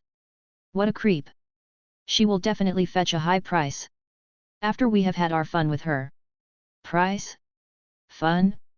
They are kidnappers. They plan to rape me and sell me afterward. Like hell. I bring out my Shina, bamboo sword. I wish I had a real one. Come at me, you bastards. I'll kill as many as I can. If they catch me, I'll bite my tongue and commit suicide. I will not be a plaything. Wow, she has some spunk. One of the thugs chuckled as he brought out some rope that glowed purple. What the? Don't forget the magic suppression cuffs. The last bitch turned out to be a newbie magician. She hid the little magic she could do and used it to escape later on. Magic? Are these guys for real? I get my Shina ready. Go for the eyes and throat. Get as many as you can. Tap dot tap dot tap. All of us turned to the footsteps coming from the ally. A dozen grown men attacking a high shoal girl. You are a disgrace to men around the world. Out of the shadows came out a handsome young man with blonde hair and red eyes. Kiba-kun. What is he doing here? Saving Misaki.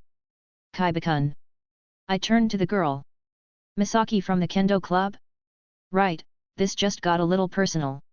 I was planning on taking her out on a date and sleeping with her before I left Kuaha. Who the hell are you? One of the thugs pointed his knife at me. Get lost, pretty boy. No wait. We can sell him too. Lucky. 2 for 1 night. I stood there looking at the thugs while they were sprouting bullshit. I could feel some magic coming from their items. Supernatural kidnappers then. I heard about thugs like these. They mostly sell slaves to the devils. Not as members of the peerage. But as mates or just sex slaves. And it's not exclusive to devils as well. Other faction buy from them. They form guilds. And these morons are wearing their mark on their clothes. A coffin with a creepy smiley face and a bone arm. Laughing coffin. Hey. Well, I'm demolishing the guild later. I'm that petty. I could see Misaki starting to panic. I wonder what she is thinking about. Telepathy magic. I use subtle magic to look into her mind. What is he doing here? No, I can't let him get hurt because of me. Kiba is strong but he doesn't have a sword on him. Get him. The leader ordered and all of the thugs rushed me except 2 that stuck near Misaki. Each thug pointed his weapon at me. I did nothing and just let them come near me. They won't be able to scratch me anyway. Kibanoo. I heard Misaki screams out. I sense power erupting from her. No freaking way. Her Shina started to glow in its place was a normal katana. If I could desire bit, it would be mostly white. Frankly it reminds me of Zoro's Wado Ikemonji except even the blade is white. Misaki was stunned at the scene. But she quickly focused and cut down the two grunts in front of her who were distracted by her sacred gear awakening. She actually cut right through them. And I'm sure I sensed an air blade coming from the sword. Even if it was just an outline of it. The bitch has a sacred gear. Get the pretty boy as a hostage. One of them swung his sword at me. I just raised my hand and caught it with my thumb and index finger. Making everybody freeze including Misaki. Well that's enough playing around. Snap. I snapped the tip of the blade and threw it. The shard pierced through the heads of two thugs. Thud thud. Run awa! I use my speed to appear behind one of them as he started to turn to run away. Where do you think you are going? Pucci. I stab my hand in his chest and rip his heart out. Here you go. I raise his hands and give him his heart. When did I become so sadistic? Met. These scum deserve it. I garb this one sword as I watched them run away. Snap. Snap. Snap. I kept breaking apart the blade into inch-sized pieces. You brought this upon yourselves. I threw the pieces and each one hit the thugs in the head. Killing them all. Misaki looked at me with a pale face. Kiba. What are you? Well it's natural that she is shocked. I'll tell you all about it over a drink. Come on, you need to calm down. There is a cafe bar not too far from here. And I remember promising you a date. Guess I'll fulfill that promise now. I stood a little further away from her so I don't scare her. Date. Coffee. Yet. Coffee sounds good, she mumbled as she pulled herself together. Guess making her recall my previous interactions with her made her calm down. Misaki looked at her sword then at me. This sword is a part of you now. You can will it to appear and disappear. Misaki closed her eyes and soon enough her katana disappeared. But where the fuck did her Shina go? Can we hurry up? I'm losing my mind over here. And I have loads of questions. Cafe bar. Misaki just got back from a memory sword trip. That's a lot. I just hum to that. Angels. Devils. Gods. Terrorists who just want chaos. As for humans. Crazy church members. Stuck-up traditional onmyoji and the xenophobic hero group. Misaki scratched her head. What am I supposed to do? And there are dozens of devils in my school. Who would have thought that the student council and occult research club are all devils? Though that finally explains Rias and Ikno's ridiculous figure. I don't know about Rias. But Akeno gets her figure from her mother who was a human. Bullshit. You mean that chest is natural? Misaki slammed her hand on the table. She is taking this well. In her own strange way. Misaki held her head with one hand as she stared at me. You knew all the options when you showed me this. There is a chance this is all just some bullshit you made up, but you don't seem like the type. I also don't want to lose my humanity. So tell me. What are my best options?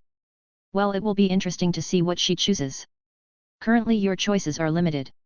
You are in Japan in a city filled with devils. If the sense you have a sacred gear they will approach you. Now Sona and Rias might not forcefully invite you to their peerages. But that doesn't stop other devils who will definitely get the news from them. Rias and Sona have trouble with spies entering their territory. The onmyoji despise anything Christian and hate sacred gears, so they are out too. The yokai factions dislike humans, so that option will just get you killed right away. And just like that, your options in Japan disappeared. One of your best option to join Grigori as a contractor. They have teams with humans with sacred gears. Well paid, but of course, it comes with its own dangers. Then you can try and enter one of the special associations. As far as I have seen, you don't have a lot of talent for magic. So magic associations like Golden Dawn and Grauzauberer aren't for you. But there are groups who train people to fight. So instead of magic they teach martial arts. Misaki looked like she wanted to bang her head on the table. And then there is me. I'm gathering a team of talented individuals. Now you haven't shown much power or talent. But I do know you, and I like your character, so I am willing to give you an invitation. What will this team do? So she does trust me somewhat. Check for yourself. I give her another memory sword. It takes her a minute to come back. Are you for real? You gathered all those people. Most are from different races. Just so you can tour the world without worry. She looked shocked at that. People with power are always targeted. Doesn't matter if you have a little or a lot. If you have any power whatsoever, you are a target to someone. I would rather know that someone has my back when I am out traveling. I want to do whatever the hell I want. Misaki looked thoughtful on that. So what's your choice, Misaki? Chose carefully. I will respect your choice and even help you make contact to the group you want. But take your family into consideration. She smirked. But it was one of those self-desperation smirks. I have no family. My parents died when I was young. I currently live with relatives who don't exactly like me. I'm working part-time to save enough money so I can leave as soon as I finish school. I picked up kendo as a way to defend myself. A lot of good that did tonight. If you didn't show up, and if my gear didn't awaken, I doubt I would have survived. She looked down on her coffee cup. Hey Kib. Isaiah. Do you have the funds to take care of a group that large? I mean, now that I know what the real world is like, I realize I desperately need to get stronger. But I would like to go back to school someday and get a degree in something. Can you support that big of a group? She asked seriously. Yep, I got it covered. I got paid a lot for sparing someone's life. And if we ever get low on funds, I can just steal some from kidnapping and slave organizations like those from tonight. Which reminds me. I need to go and rob the people who attacked us. Misaki looked at me with a dumbfounded expression. You are going to rob them? Yep, more funds so me and my team can have fun, I say cheerfully. Misaki looks at me blankly before she starts to laugh. Hey ha ha ha ha. She is still laughing. Ah. I haven't had a good laugh like that in a long time. I don't think I have ever seen anyone say that they are going to rob an organization with a bright smile on their face. Sure, I'll join you. Just don't expect me to go killing innocent scumbags like tonight. I will gladly kill. Less garbage in the world and more people would be safe. I give her my hand, then welcome aboard, Misaki. She grabs it. Please take care of me from now on. A/N, this was the phrase, right? Like both in romantic and business sense. Misaki had an unknown low-level sacred gear. A simple sword that is capable of throwing air slashes. Basically a really bad Zangetsu knockoff. Back on the mountain. We finished Misaka's introductions to the team. Now we are having a party. As we do each time a new member joins. So what are you going to do with the Vritra gear? Meredith asked curiously. I'm giving it to Dino, I say casually. Hey! Dino suddenly jumped up from the bed. Why the hell would you do that? He yelled out. The others were confused why he reacted like this. He was getting the complete Vritra gears. It would boost his strength by a lot. I stare at him blankly. You don't want the gear because that means more training and less time to sleep, right? Of course. He says proudly, making Meredith smack him on the back of the head, making him fall on the ground before turning to me. Sigh, Isaiah. Why did you decide to give it to this lazy bum? She pointed at Dino, who was still on the ground. Apparently, he decided that it was comfy. Vritra is the weakest of the Dragon Kings in terms of strength. So he made up for it with tactics. His abilities are incredibly annoying to deal with. Dino is similar in that regard. He is a technical fighter. Always preferring to end the fight quickly using any means necessary. He positions his enemies into traps he sets during the fight. The Vritra gear suits him well. Meredith and the others nodded, accepting my reasoning. Don't wanna, Dino grumbled. Too bad. You don't have a choice. Plus, if you get used to the gear in a short amount of time, I'll consider getting the thing you wanted. I knew this will catch his interest. You really mean it? Dino's eyes started to shine. Isaiah? What are you talking about? Misaka asked shyly. She was still new to all of this. Dino wants the softest pillow in the world. It's made from ridiculously expensive materials and enchantments. I heard the pillow is stuffed with the feathers of different mythological races, including angel feathers. And that it has been enchanted to be as comfortable as possible by the Greek god of sleep. Hypnos. Oh. Asia got her answer. And do tell, where is this pillow now? Kurama opened his eyes. I turned to Dino, who scratched his head before answering. In the underworld. A demon named the Sloth King owns it. Rumor has it that even Falbam tried to get it only to fail.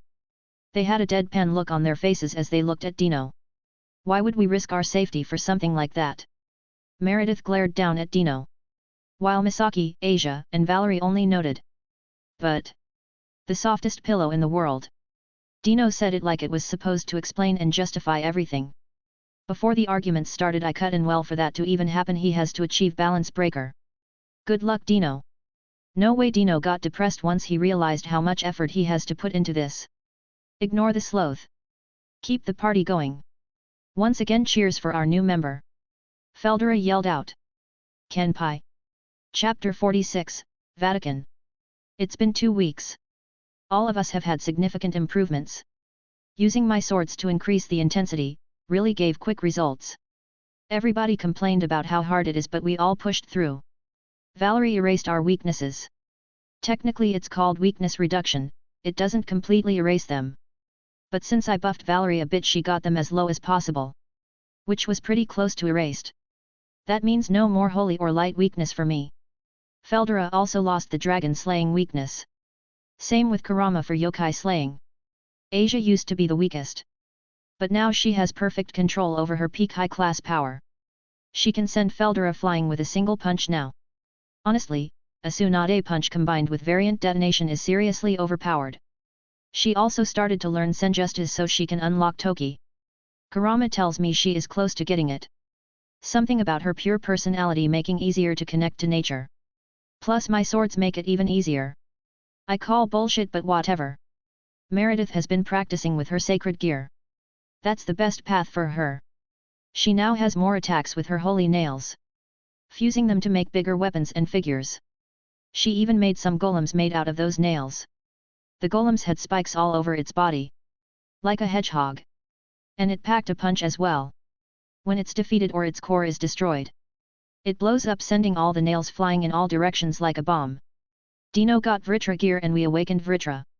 He was surprised that someone got all of his pieces back together. Now he is coaching Dino. Vritra and Meredith keep him from slacking off. Both of them are trying to make a scale male balance breaker. Vritra was surprised about how much the world has changed. And since everyone has an armor type balance breaker these days. He wanted one as well. Dino is more than strong enough to handle balance breaker. He and Vritra are figuring out how to do it. It shouldn't take them long. They said they were close to doing it. Feldera didn't want any sacred gear. Call it a dragon's pride. Every single famous dragon got to that level without any sacred gears or weapons. Every part of their body is a weapon. Kurama made a lot of improvements. Thanks to my swords. He got rid of 3/4 of the corrupted ki. But kept 1/4 to use as a weapon on his enemies. He can finally enter his human form. He was very happy about that. He also didn't want any sacred gears. Which I'm fine with. As long as they don't slack off on their training. They can take any route to power they want. As for our newest member Misaki. I just decided to give her Kinla's sacred gear night reflector. I could have saved it for someone more compatible with it. But might as well give it to her from the start so she can start training in it. Her original sacred gear is too weak. But together with this one she might make something interesting. Like I did. I combined both gears to form a new one. Sacred gears react to strong willpower. I just willed them to combine and they did. Sword creation. I can make any sword I want now. Holy, demonic, and everything else I can think of. Given that I have the pre-required mana levels of course. All in all I think we are improving in a steady but good pace. Bzzzzzzz bzzzzzzz.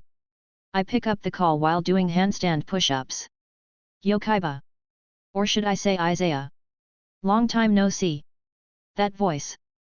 The information broker I contact once in a while. He is a two-faced bastard. Everybody just calls him twice.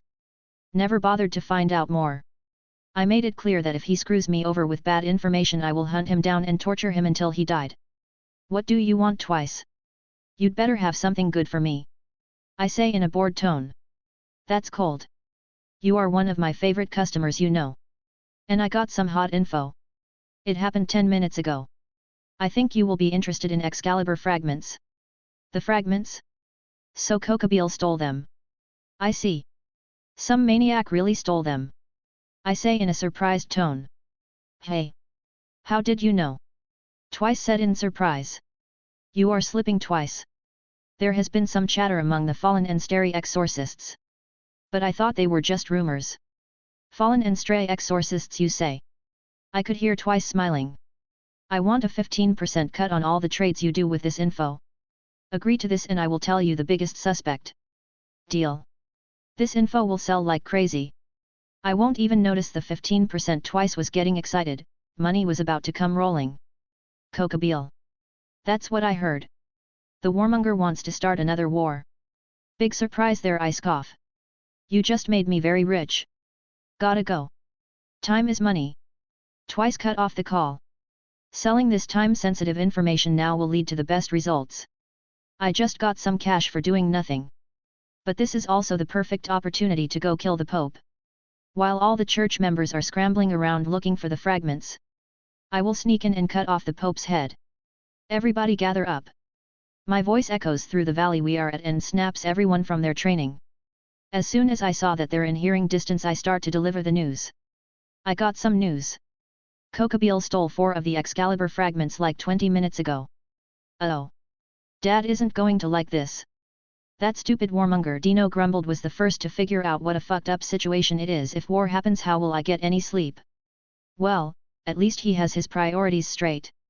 As Dino said, Kokabiel is trying to start a war. But this is also an opportunity for me. When I was 8, right on death's door, I swore to myself if I lived I would get revenge on everyone involved with the Holy Sword project. The only ones who remain are the Pope, 2 of Uriel's commanders and the head of the project, Valper Galilei. You were the one killing off the church members and framing the 5 clans. Clever, Dino said in realization. Ha ha ha ha. The 5 clans are morons. They didn't even bother to defend themselves or prove their innocence. The church is their enemy. What do they care if their members die? They probably think it really was one of their members who was hiding and are proud of that. Kurama just laughed as remembered the actions of the 5 clans. I turned to Asia. She was a church member. What? They experimented and killed children. I don't care if he is the Pope. You won't hear any protest from me.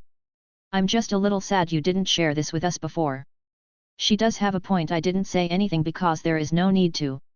I can take care of it on my own. I'm serious about traveling and enjoying life. But when an opportunity like this shows up, I have to take it. Valper is with Kokabiel.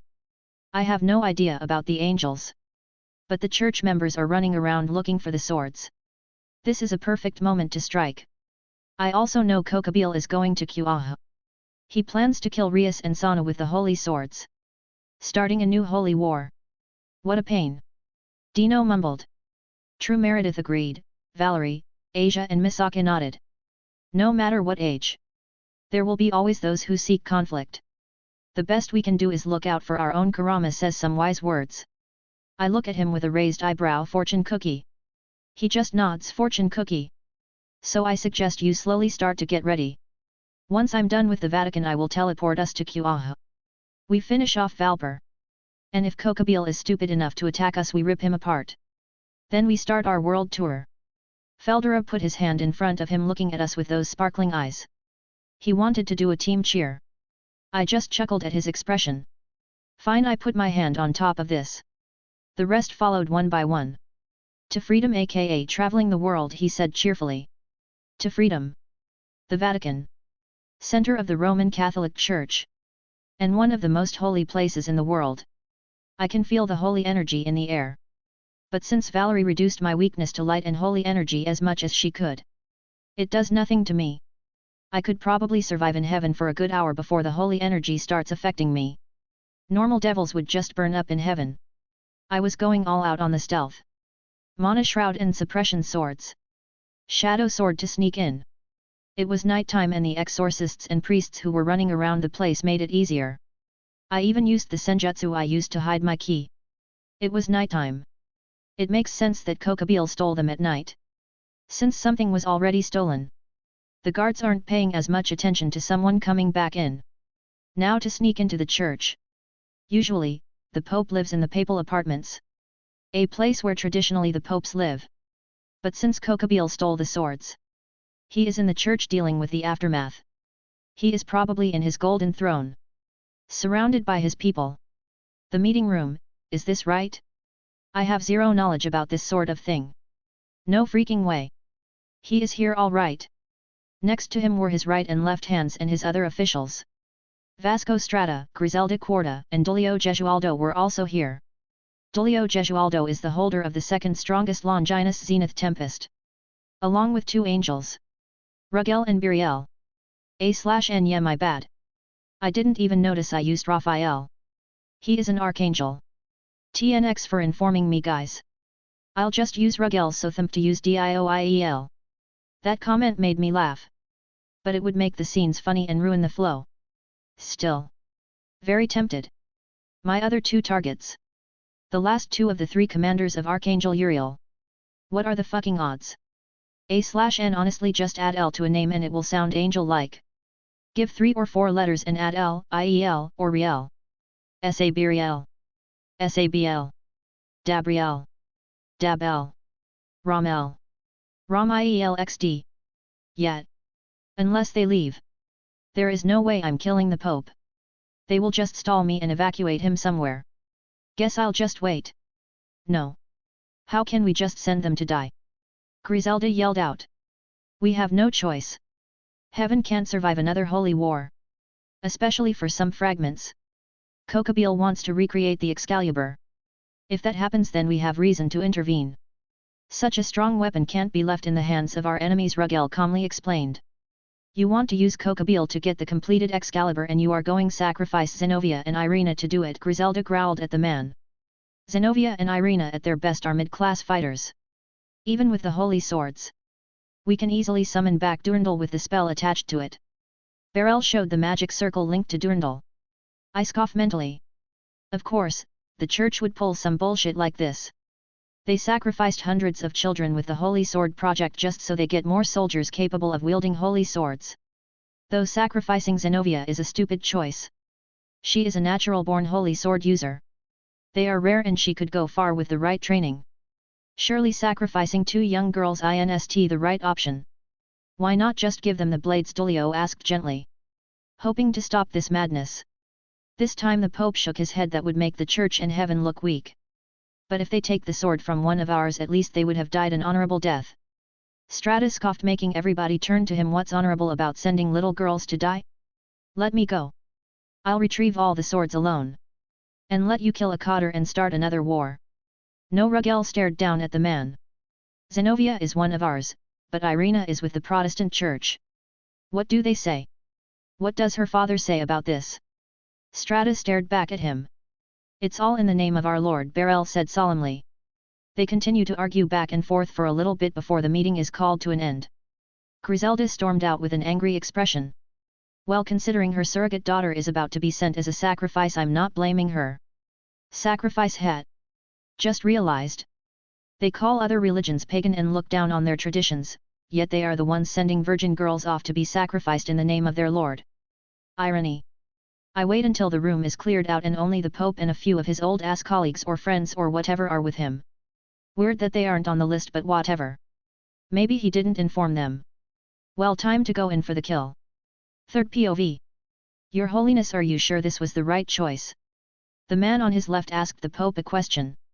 No. But we have no other choice. All for the sake of humanity. The Pope shook his head slightly. Suddenly he felt a barrier engulf the entire room, cutting all sound and energy from the outside. His staff quickly glowed as a barrier made out of holy energy appeared just in time to block the strike. Clang. An assassin. Your Holiness, are you all right? The Pope just looked at the assassin clad in darkness.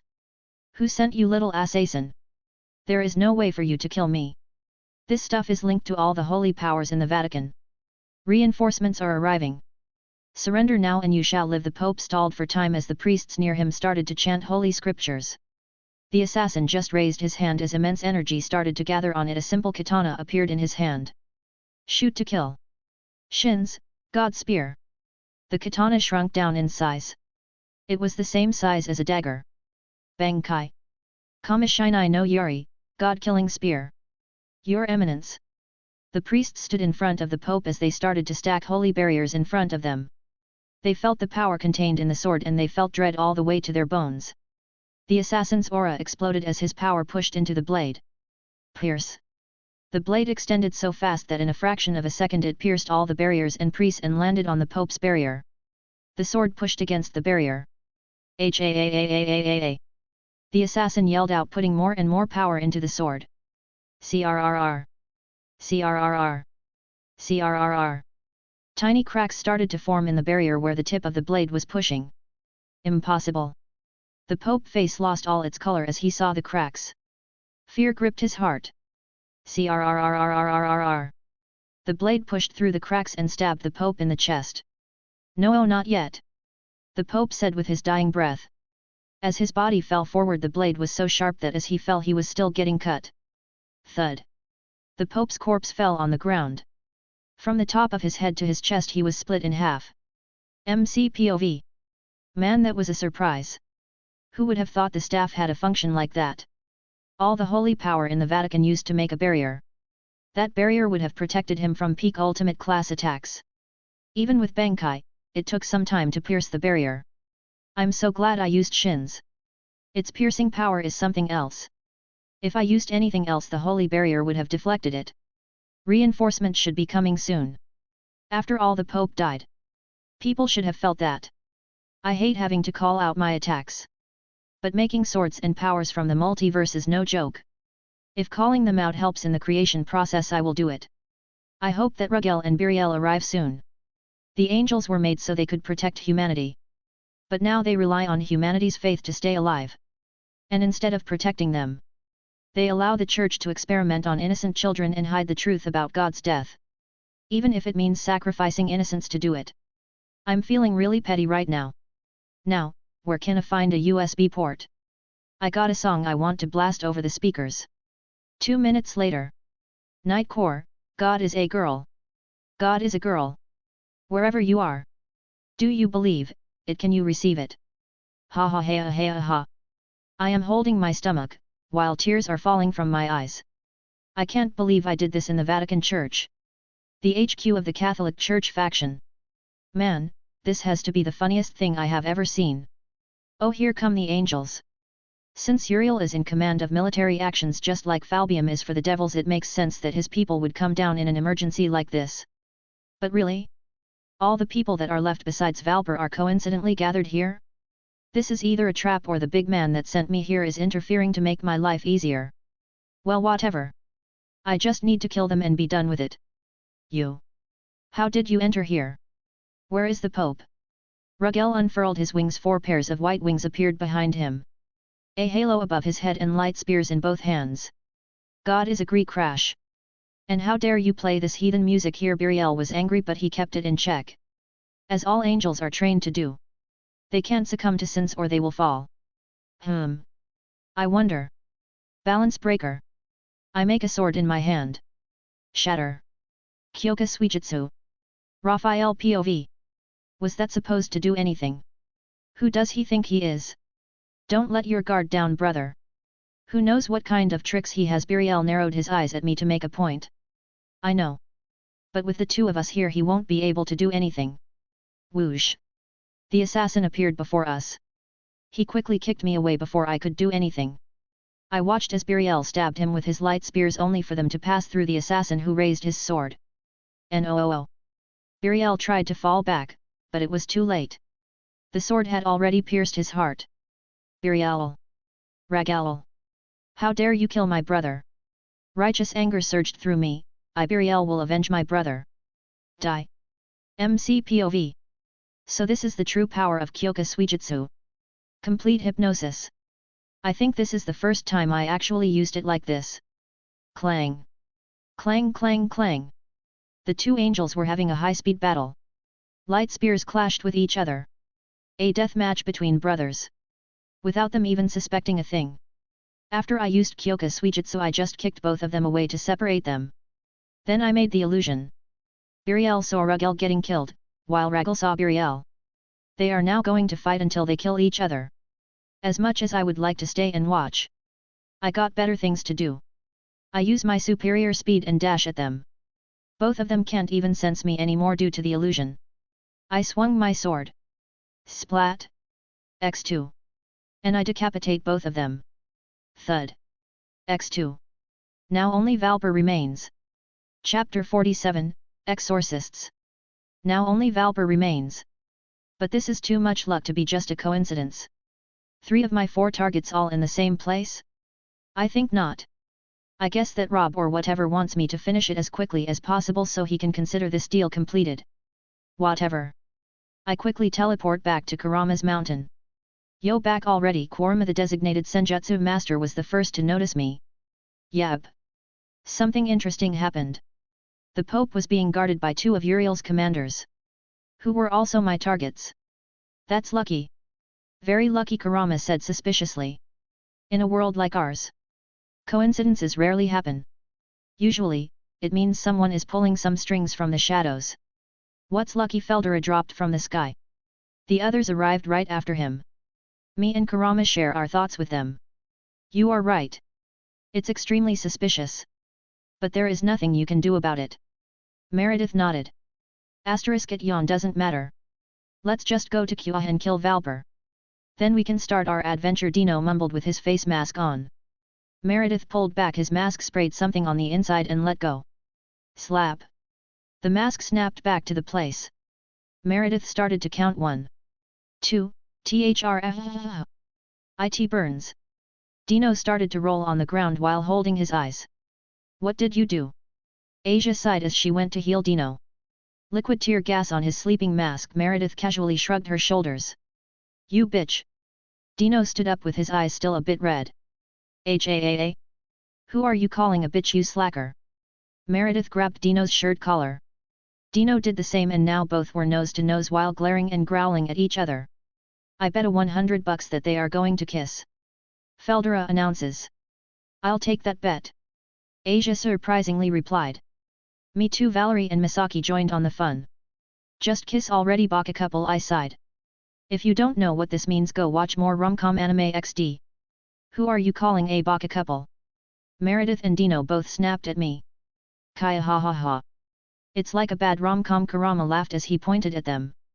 Ever since he got his human form he has been watching and reading anime and manga on Feldera's tablet. I just shake my head at their antics and went to prepare. A few minutes later Valerie appeared. I turned back to her, her head was lowered and she had a big blush on her face, and was nervously playing with her fingers. Need blood again? I ask her gently, to which she only gives a small nod. I smile at her and sit down and remove my jacket. Valerie refused to look me in the eyes.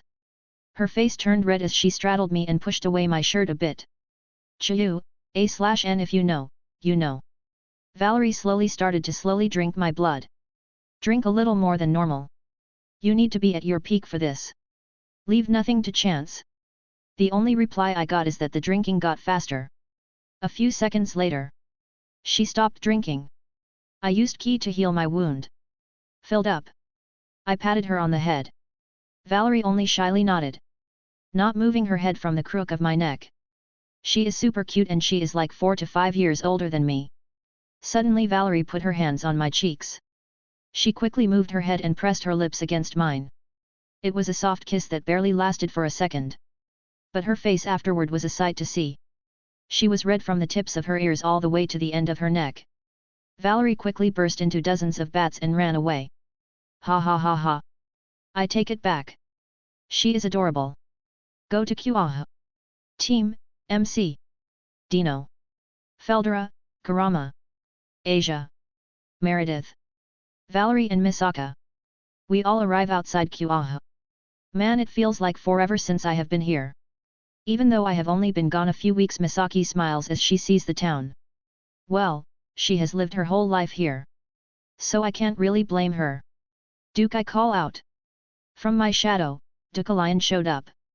Go check out the city. I want to know where all the players are. Duke nodded and disappeared into the shadows. As a blade wolf, he can't really do that. But he has a permanent shadow sword in the form of a tattoo. He powers the thing himself. We walk around for a while. Duke came back fairly quickly and telepathically give me the information. The maniac Fried is still killing people. Valper and Kokabiel aren't here yet. And 2 exorcists just left the empty church and are heading towards the school. Let's cut them off. One of them has something interesting. Irina and Zenovia, third POV. 2 cloaked figures were walking through the park. Their goal was to reach Kua Academy. Zenovia, do you think things will go well? Irina said calmly. Her friend scoffed. We are dealing with devils. So I doubt it. The other devil Satri agreed to stay out of our business. But if the rumors are true, I doubt this one will. If they get in the way of our mission, we cut them down. Hello little exorcists, the young blonde man smiled at them. Man, these church members are as crazy as ever. Behind them a tanned blonde man dropped from the sky. Irina and Zenobia were quick to raise their blades against them. I wouldn't do that if I were you. Kurama appeared out of thin air. He used illusions to hide himself. More and more people started to pop up, making Zenobia and Irina nervous. What do you want? We are messengers of the church. Irina said nervously. Are you with the devils or the fallen? Zenobia demanded the information. Neither. What I want is the other sword the blue-haired girl has. Take out Durandal. I will duel you for it one-on-one. And you have no choice in the matter. Isaiah brought out Excalibur ruler. If I lose I will give you Excalibur ruler. Isaiah smiled confidently at them. I feel like a bully. But why let the devil faction have such a good sword? Even if it was basically a gift from heaven. Michael gave Ascalon and Durandal to the devils. In exchange for the mechanics behind the evil pieces. How do we know you will keep your word? You outnumber us after all, Irina pointed out. Fair point. But my word is my bond. Besides, these people will guarantee I keep to my word. Especially her. He pointed at Asia, who waved her hand at the exorcists. Zenovia's eyes widened when she saw her. Wait, I know you. You were a holy maiden before you were excommunicated. She then snarled, so it is true you have been colluding with the devils. You witch. Oh. Now that you mention it, I did hear she was exiled because she could heal devils and fallen, Irina said in her cheerful tone. Asia just facepalmed. Ah. So this is what I was like. Naive, stupid, loyal to the church and God. I really dodged a bullet there. I should be thankful they excommunicated. No, wait. They were in on it and planned to have me killed. Thank you again, Isaiah, for taking me away from a life in the church. She turned to me and gave me a big smile. All while pissing off Zenobia and Irina. I'm so proud. Asia is doing mind games now. UWITC. Zenobia pointed at Asia. No, listen here, you bitch. I was given this gear by your god. The sacred gear he made. So how is it my fault that I am capable of healing every race there is? Asia yelled at both of them, leaving them stumped. Zenobia got pissed off and her aura spiked. Are we going to waste time or are we going to duel? Your targets might escape if you don't hurry up. I stopped Zenobia from doing anything stupid by reminding her of her mission. Only more question. Do you believe in our God? Irina asks hopefully. Asia shook her head. I have believed in God all my life. I was raised that way. But when your friends, your family, your God, when they abandon you, when you have done nothing wrong, that is the time to ask yourself. Are these people worth my faith? My loyalty? I found the answer to be no. /n holy fuck. I love this. I have no idea how I wrote this. It's like day 3 that I'm writing this chapter. I'm so glad that I kept writing this scene instead of starting the duel. A saint only needs God's love. Those seeking love or friendship aren't worthy of sainthood, Zenobia says with firm conviction. It's no use. They have been brainwashed since childhood. It's like a cult. No, it is a cult. Normal people just pray, do good deeds and keep traditions alive. That is religion to them. These morons will kill children in the name of their God. Whatever. Do as you like. And good luck. You will need it to face Isaiah. Asia turned her back on Zenobia and walked back to the group. Third POV. Zenobia scoffed as she saw Asia walk away, but she quickly focused on Isaiah. She could feel the power rolling off of him. Petra, Basilius, Dionysus, and Mary, the Holy Mother. Hear my voice. A yellow magic circle appeared next to her. A big sword bound by chains came out of the circle. In the name of the saint which rests in this blade, I will unleash. The chains broke apart. The holy sword, Durandal. Hey, Zenobia runs as she prepares to cut Isaiah in half. Naive Isaiah raises his hand and a golden white European longsword appeared. Holy energy freely radiating from it. He used it to block Durandal, quite easily at that. How?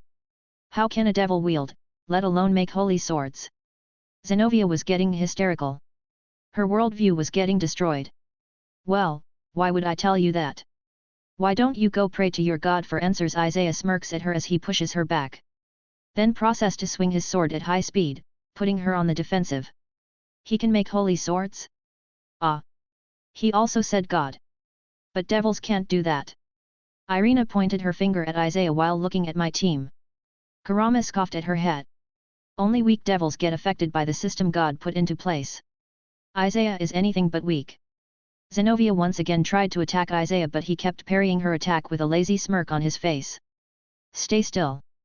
Zenobia screamed out as she prepared to use the power of Durandal.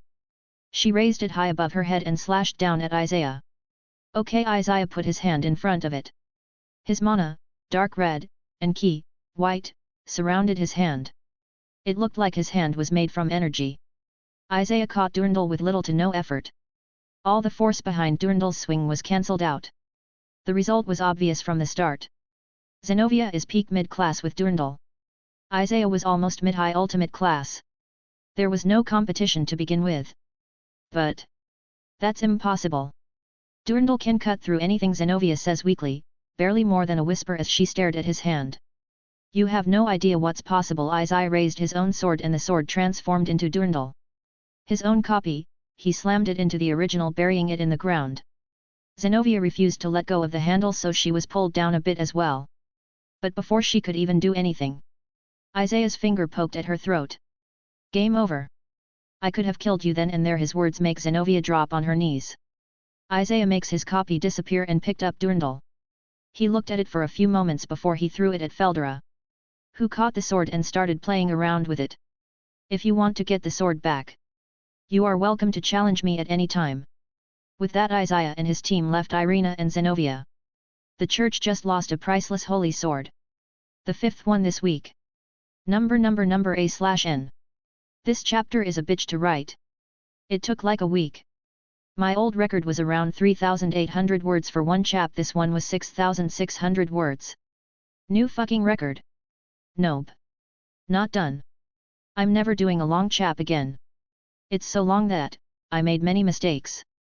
I had to separate it into 3 chaps, so I can fix the bits I missed and mistakes I made. Sigh, I hate myself. Why did I do a super long chap?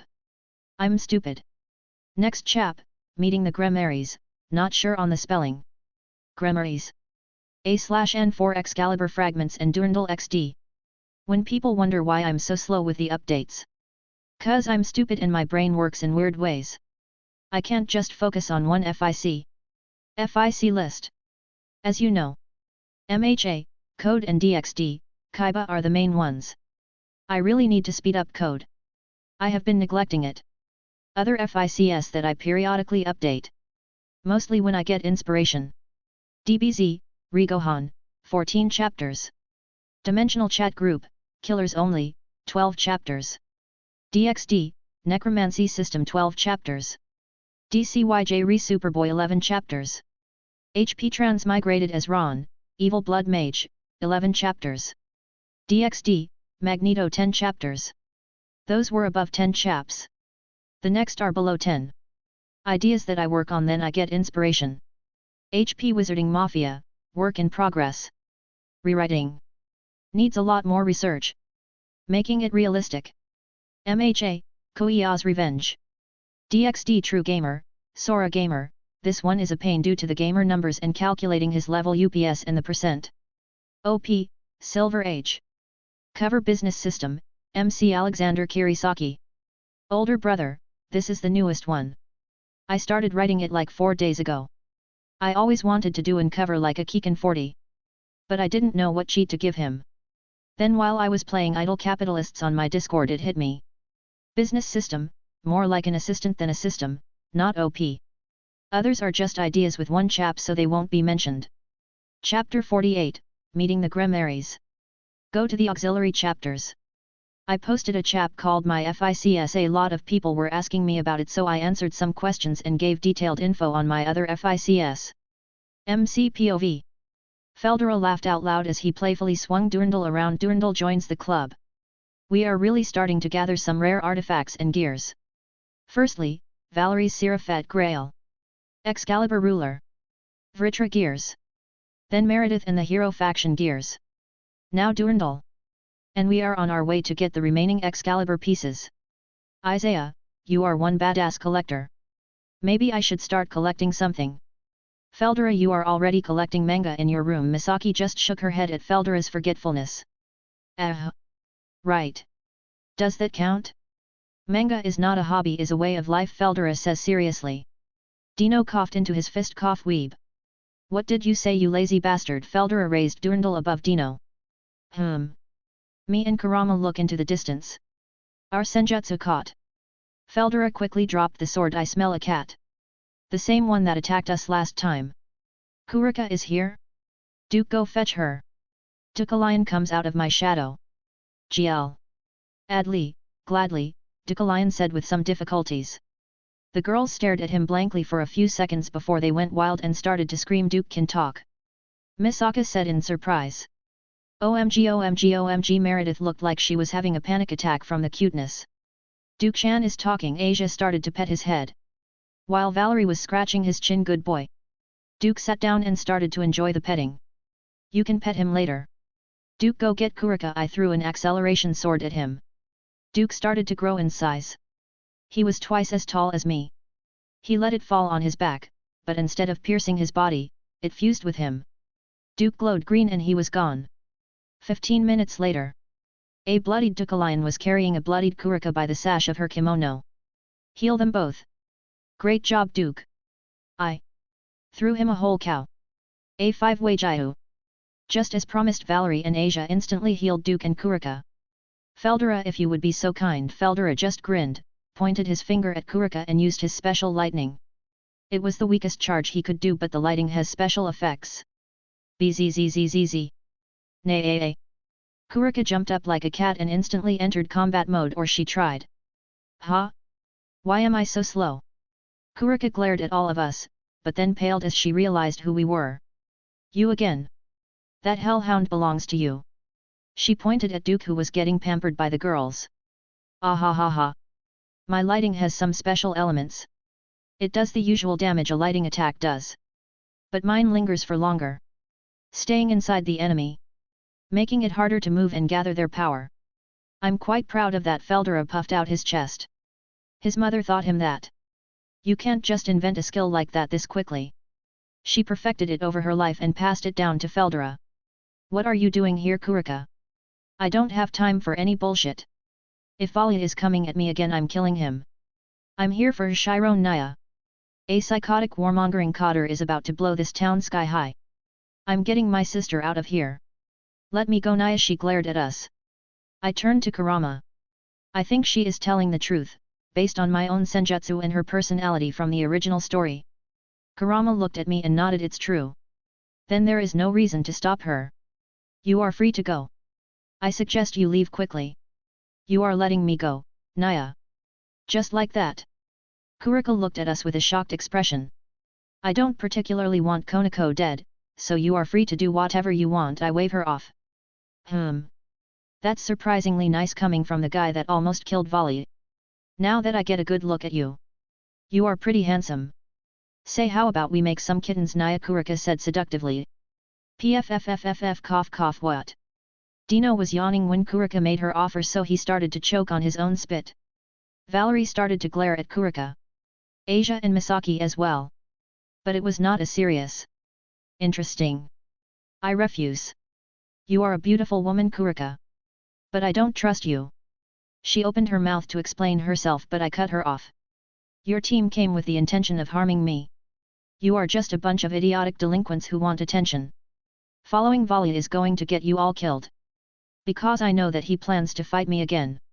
And the next time he does, I won't spare his life. I don't know if it's even smart to let you take Konoko.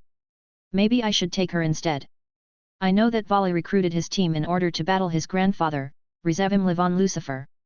As such, he did not recruit Sacred Gear users into his team, as Rizevim has the Sacred Gear Canceller. But he pissed me off. So splitting apart his group sounds fair. Kuroka jumped like a cat whose tails have been stepped on. I won't let you have Chiron. Well, it will be her choice. But she hates you more than she hates me, so. My words caused Kuroka to flinch. I felt bad for doing this. I mean, manipulating her using her sister. That's low even for me. Nice new devil milestone. It will be interesting to see where this goes. Good luck Kuroka. If you aren't as careful, Konoko will hate you for life. Now I just put in her worst fear in her head. She will be less impulsive about kidnapping Konoko. A few hours later. Meeting the Grimoires. Everybody. We have tracked Freed down to the abandoned church. Sona is already gathering her peerage. Rias stood in front of her peerage. So we are getting involved after all? Gasper asked with his arms crossed. Well, they are acting in our territory without permission, Akeno explains. Doesn't matter. I will do whatever Bucko wants. Issei pumped his fist. My cute servants. I order you to come back alive. So we can come back to school and study together. Rias smiled brightly at her servants. Still as dramatic as ever, aren't you, Rias? They all hear a voice above them. They all look up to see a blonde-haired man slowly descended from the sky. Yuato-senpai. Gasper and Konoko muttered in disbelief. Yuato. Kiba. Rias, Akeno, and Issei were also shocked. Yo, I would say it's good to see you again. But I would be lying. Naturally, Gasper and Konoko are excluded from that. Yuato-senpai. Tears started to fall from Gasper's eyes as he appeared in front of Isaiah and hugged him. Good to see you again, Gasper. You got stronger and manlier. About damn time, and it's Isaiah now. He patted Gasper on the shoulders, but his words made Gasper cry harder. Isaiah-senpai.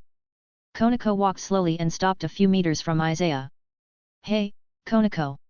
How are you doing? You certainly grew up, Isaiah asked gently and teased her about her increased bust, but he was interrupted. Yuato, why are you here? Why have you come here alone? I heard news that you were on some team, Rias says solemnly. She was still holding a grudge for Isaiah leaving. Alone? Why ever said that I came alone? Isaiah smirked at her. Whoosh X7. 7 figures surrounded them. Each of them let out an aura that is stronger than them. Rias and Co started to panic, well except Issei. He started creeping on the girls. Ooh. So many pretty girls. A short blonde beauty. Asia just looked at him with a disgusted expression. A pretty vampire Nasan with platinum blonde hair. A gorgeous auburn-haired girl. Valerie ignored his existence and Meredith was about to skewer him with her nails. A&D. Uzawa-senpai. From the kendo club, Issei's voice got lower and lower after he spotted Misaki. Hyudu. Still a perverted scumbag, I see. Looks like somebody wants another beating. Misaki raised her first as a fire-like aura engulfed her, scaring the hell out of Issei, making him hide behind Akeno. Era. Is someone bullying our cute Koi? Akeno put her palm on her cheek. Partner, you are the Red Dragon Emperor. Why are you hiding behind a woman's skirt? Drake yelled out. Ha ha ha. Long time no see, Drake. You have an interesting host. Vritra appeared on Dino's wrist. He was clearly making fun of Issei. That voice, this energy. Vritra? How is this possible? I thought you were split into 4, Drake says in disbelief. The leader of this group is a resourceful man. Here's a friendly tip, Drake. Dragon to dragon. Don't piss him off. That's all I can say, Vritra says seriously and pulled back, vanishing from Dino's wrist. Oh what do you mean? Issei yelled out. But Vritra wasn't there to answer. When the dragons start talking, everybody was finally able to see each other. Both groups started to measure each other. Hey pervert, if you don't stop ogling at us, I'll gouge out your eyes. Then I will nailgun your dick to a tree, Meredith threatened Issei, and she was serious about it. Who are you to threaten my sire? Rias started to rant, but she was interrupted. Big sis Valerie? Gasper asked with a shaky voice. Not believing what he was seeing. As if the woman in front of him is an illusion. Gasper. You grew up. I'm so glad you are okay. The usually quiet Valerie started to cry. Big sis. Gasper dived in her embrace, back to the older girl who protected and treated him like a younger brother. How? Gasper asked while tears were falling from his face. They didn't kill me. I was imprisoned for years. Until Isaiah saved me, Valerie said in a gentle tone as she looked at Isaiah with a gaze full of admiration and affection. Konoko was looking at Valerie and Gasper with a complicated expression. Isaiah kneeled down to her and patted her head. I know you are jealous of Gasper. There is no need to hide it. I am Konoko tried to explain it, but Isaiah didn't let her. Don't deny it. You miss your sister. It's natural. Konoko drops her head down. My sister is a criminal. She killed our master by going crazy from Senjutsu. Isaiah just smiled. I can feel Kuroka's emotions through Senjutsu.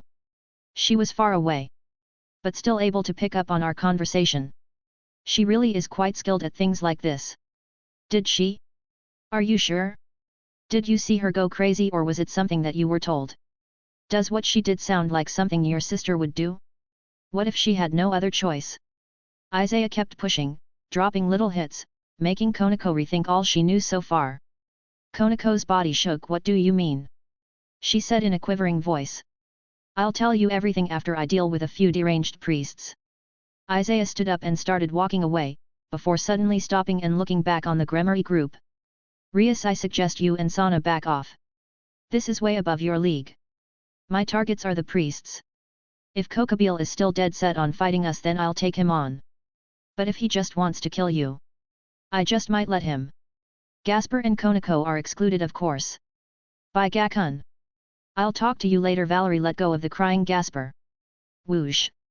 Their entire group disappeared using only their speed. In the eyes of the Gremory group, they vanished into thin air. Akeno bit her lip. Rias, what do we do? I already asked for reinforcements from Lucifer-sama. Tsubaki did the same on her side. Rias looked outraged, but Akeno stopped her from talking. It's our duty as queens to make the right call. When you don't, we stand no chance against Kokabiel. Before we could only wait for them to come. But with Isaiah and his group here, the situation has changed. So what is your decision? Rias just stood there with a thoughtful look on her face. We follow them. This is my territory. We cannot be allowed to look weak here. I'm sure Sona will make the same call. Plus it's obvious that the best chance we have is to go with them. Safety in numbers. We could stall for time a lot longer that way. Rias's group nodded and followed her to the abandoned church. Chapter 49, Kokabiel fixed. Feeling better. Yesterday I didn't write much. I think I can write normally today. So it's a new month. If you guys want to read ahead, read my other FICS or just support me. Please check out my patreon.com/alcoholic_panda. I bolded the words, let's see if it works. Nope. They don't work. I had to change them all. It only works for some people. God damn it. I was really happy that I could do bolded words here. Stupid WN. Me and my group arrived before the abandoned church. There was a light show near the church. Probably Valper trying to combine the swords. Kokabiel was on his throne in the sky. Kurama put us all under his illusions. So we would be seen for a while. Wait for my signal. I need to take out Valper. We will wing it once he is finished. I whispered to my team. They nodded back at me. I slowly used my own illusions to get nearer. Kokabiel was sitting in his throne reading some books. Fried and Valper were already there. They had defeated Irina and Zenobia and took their fragments. They were fusing the 6 Excalibur fragments. Irina and Zenobia were laying on the ground defeated. I can hear their breathing. So they are still alive. Yes. Yes. After years of study, it is nearly complete. I only need to gather one more fragment from the Pendragons and Excalibur will be completed. Valper cackled like a maniac with his arms spread wide. While standing in front of the alchemy circle. With Fried next to him. I slowly close in on them. Haha. I can't wait to slaughter the devils with this. It will be a bloodbath. Fried started touching himself like a creep while probably visualizing himself cutting people up. Yeah, I don't think so. I appear behind them and plunge my hands into their backs. I quickly pull back. They both coughed out blood as they turned around to see me. My hands were raised showing a beating heart in each palm. I just squeezed. Splat X2. And crushed both hearths. Done. I am completely free from now on. No. Kokabiel yelled out and threw light spears at me. Those were quickly destroyed by my team. Boom. Boom. Hat. Keep him busy. Don't let him run away. Roger, my team answered with a smile as they flew towards Kokabiel. I pick up Valper's holy energy crystal and crush it in my hand. One by one the souls appear in front of me and they all bow at the same time before disappearing without a trace. Gong-ug. I heard a large gong in my head. The contract is complete. Isaiah gives you his thanks and wishes you the best in life. He has now joined his friends in the afterlife. Sweet.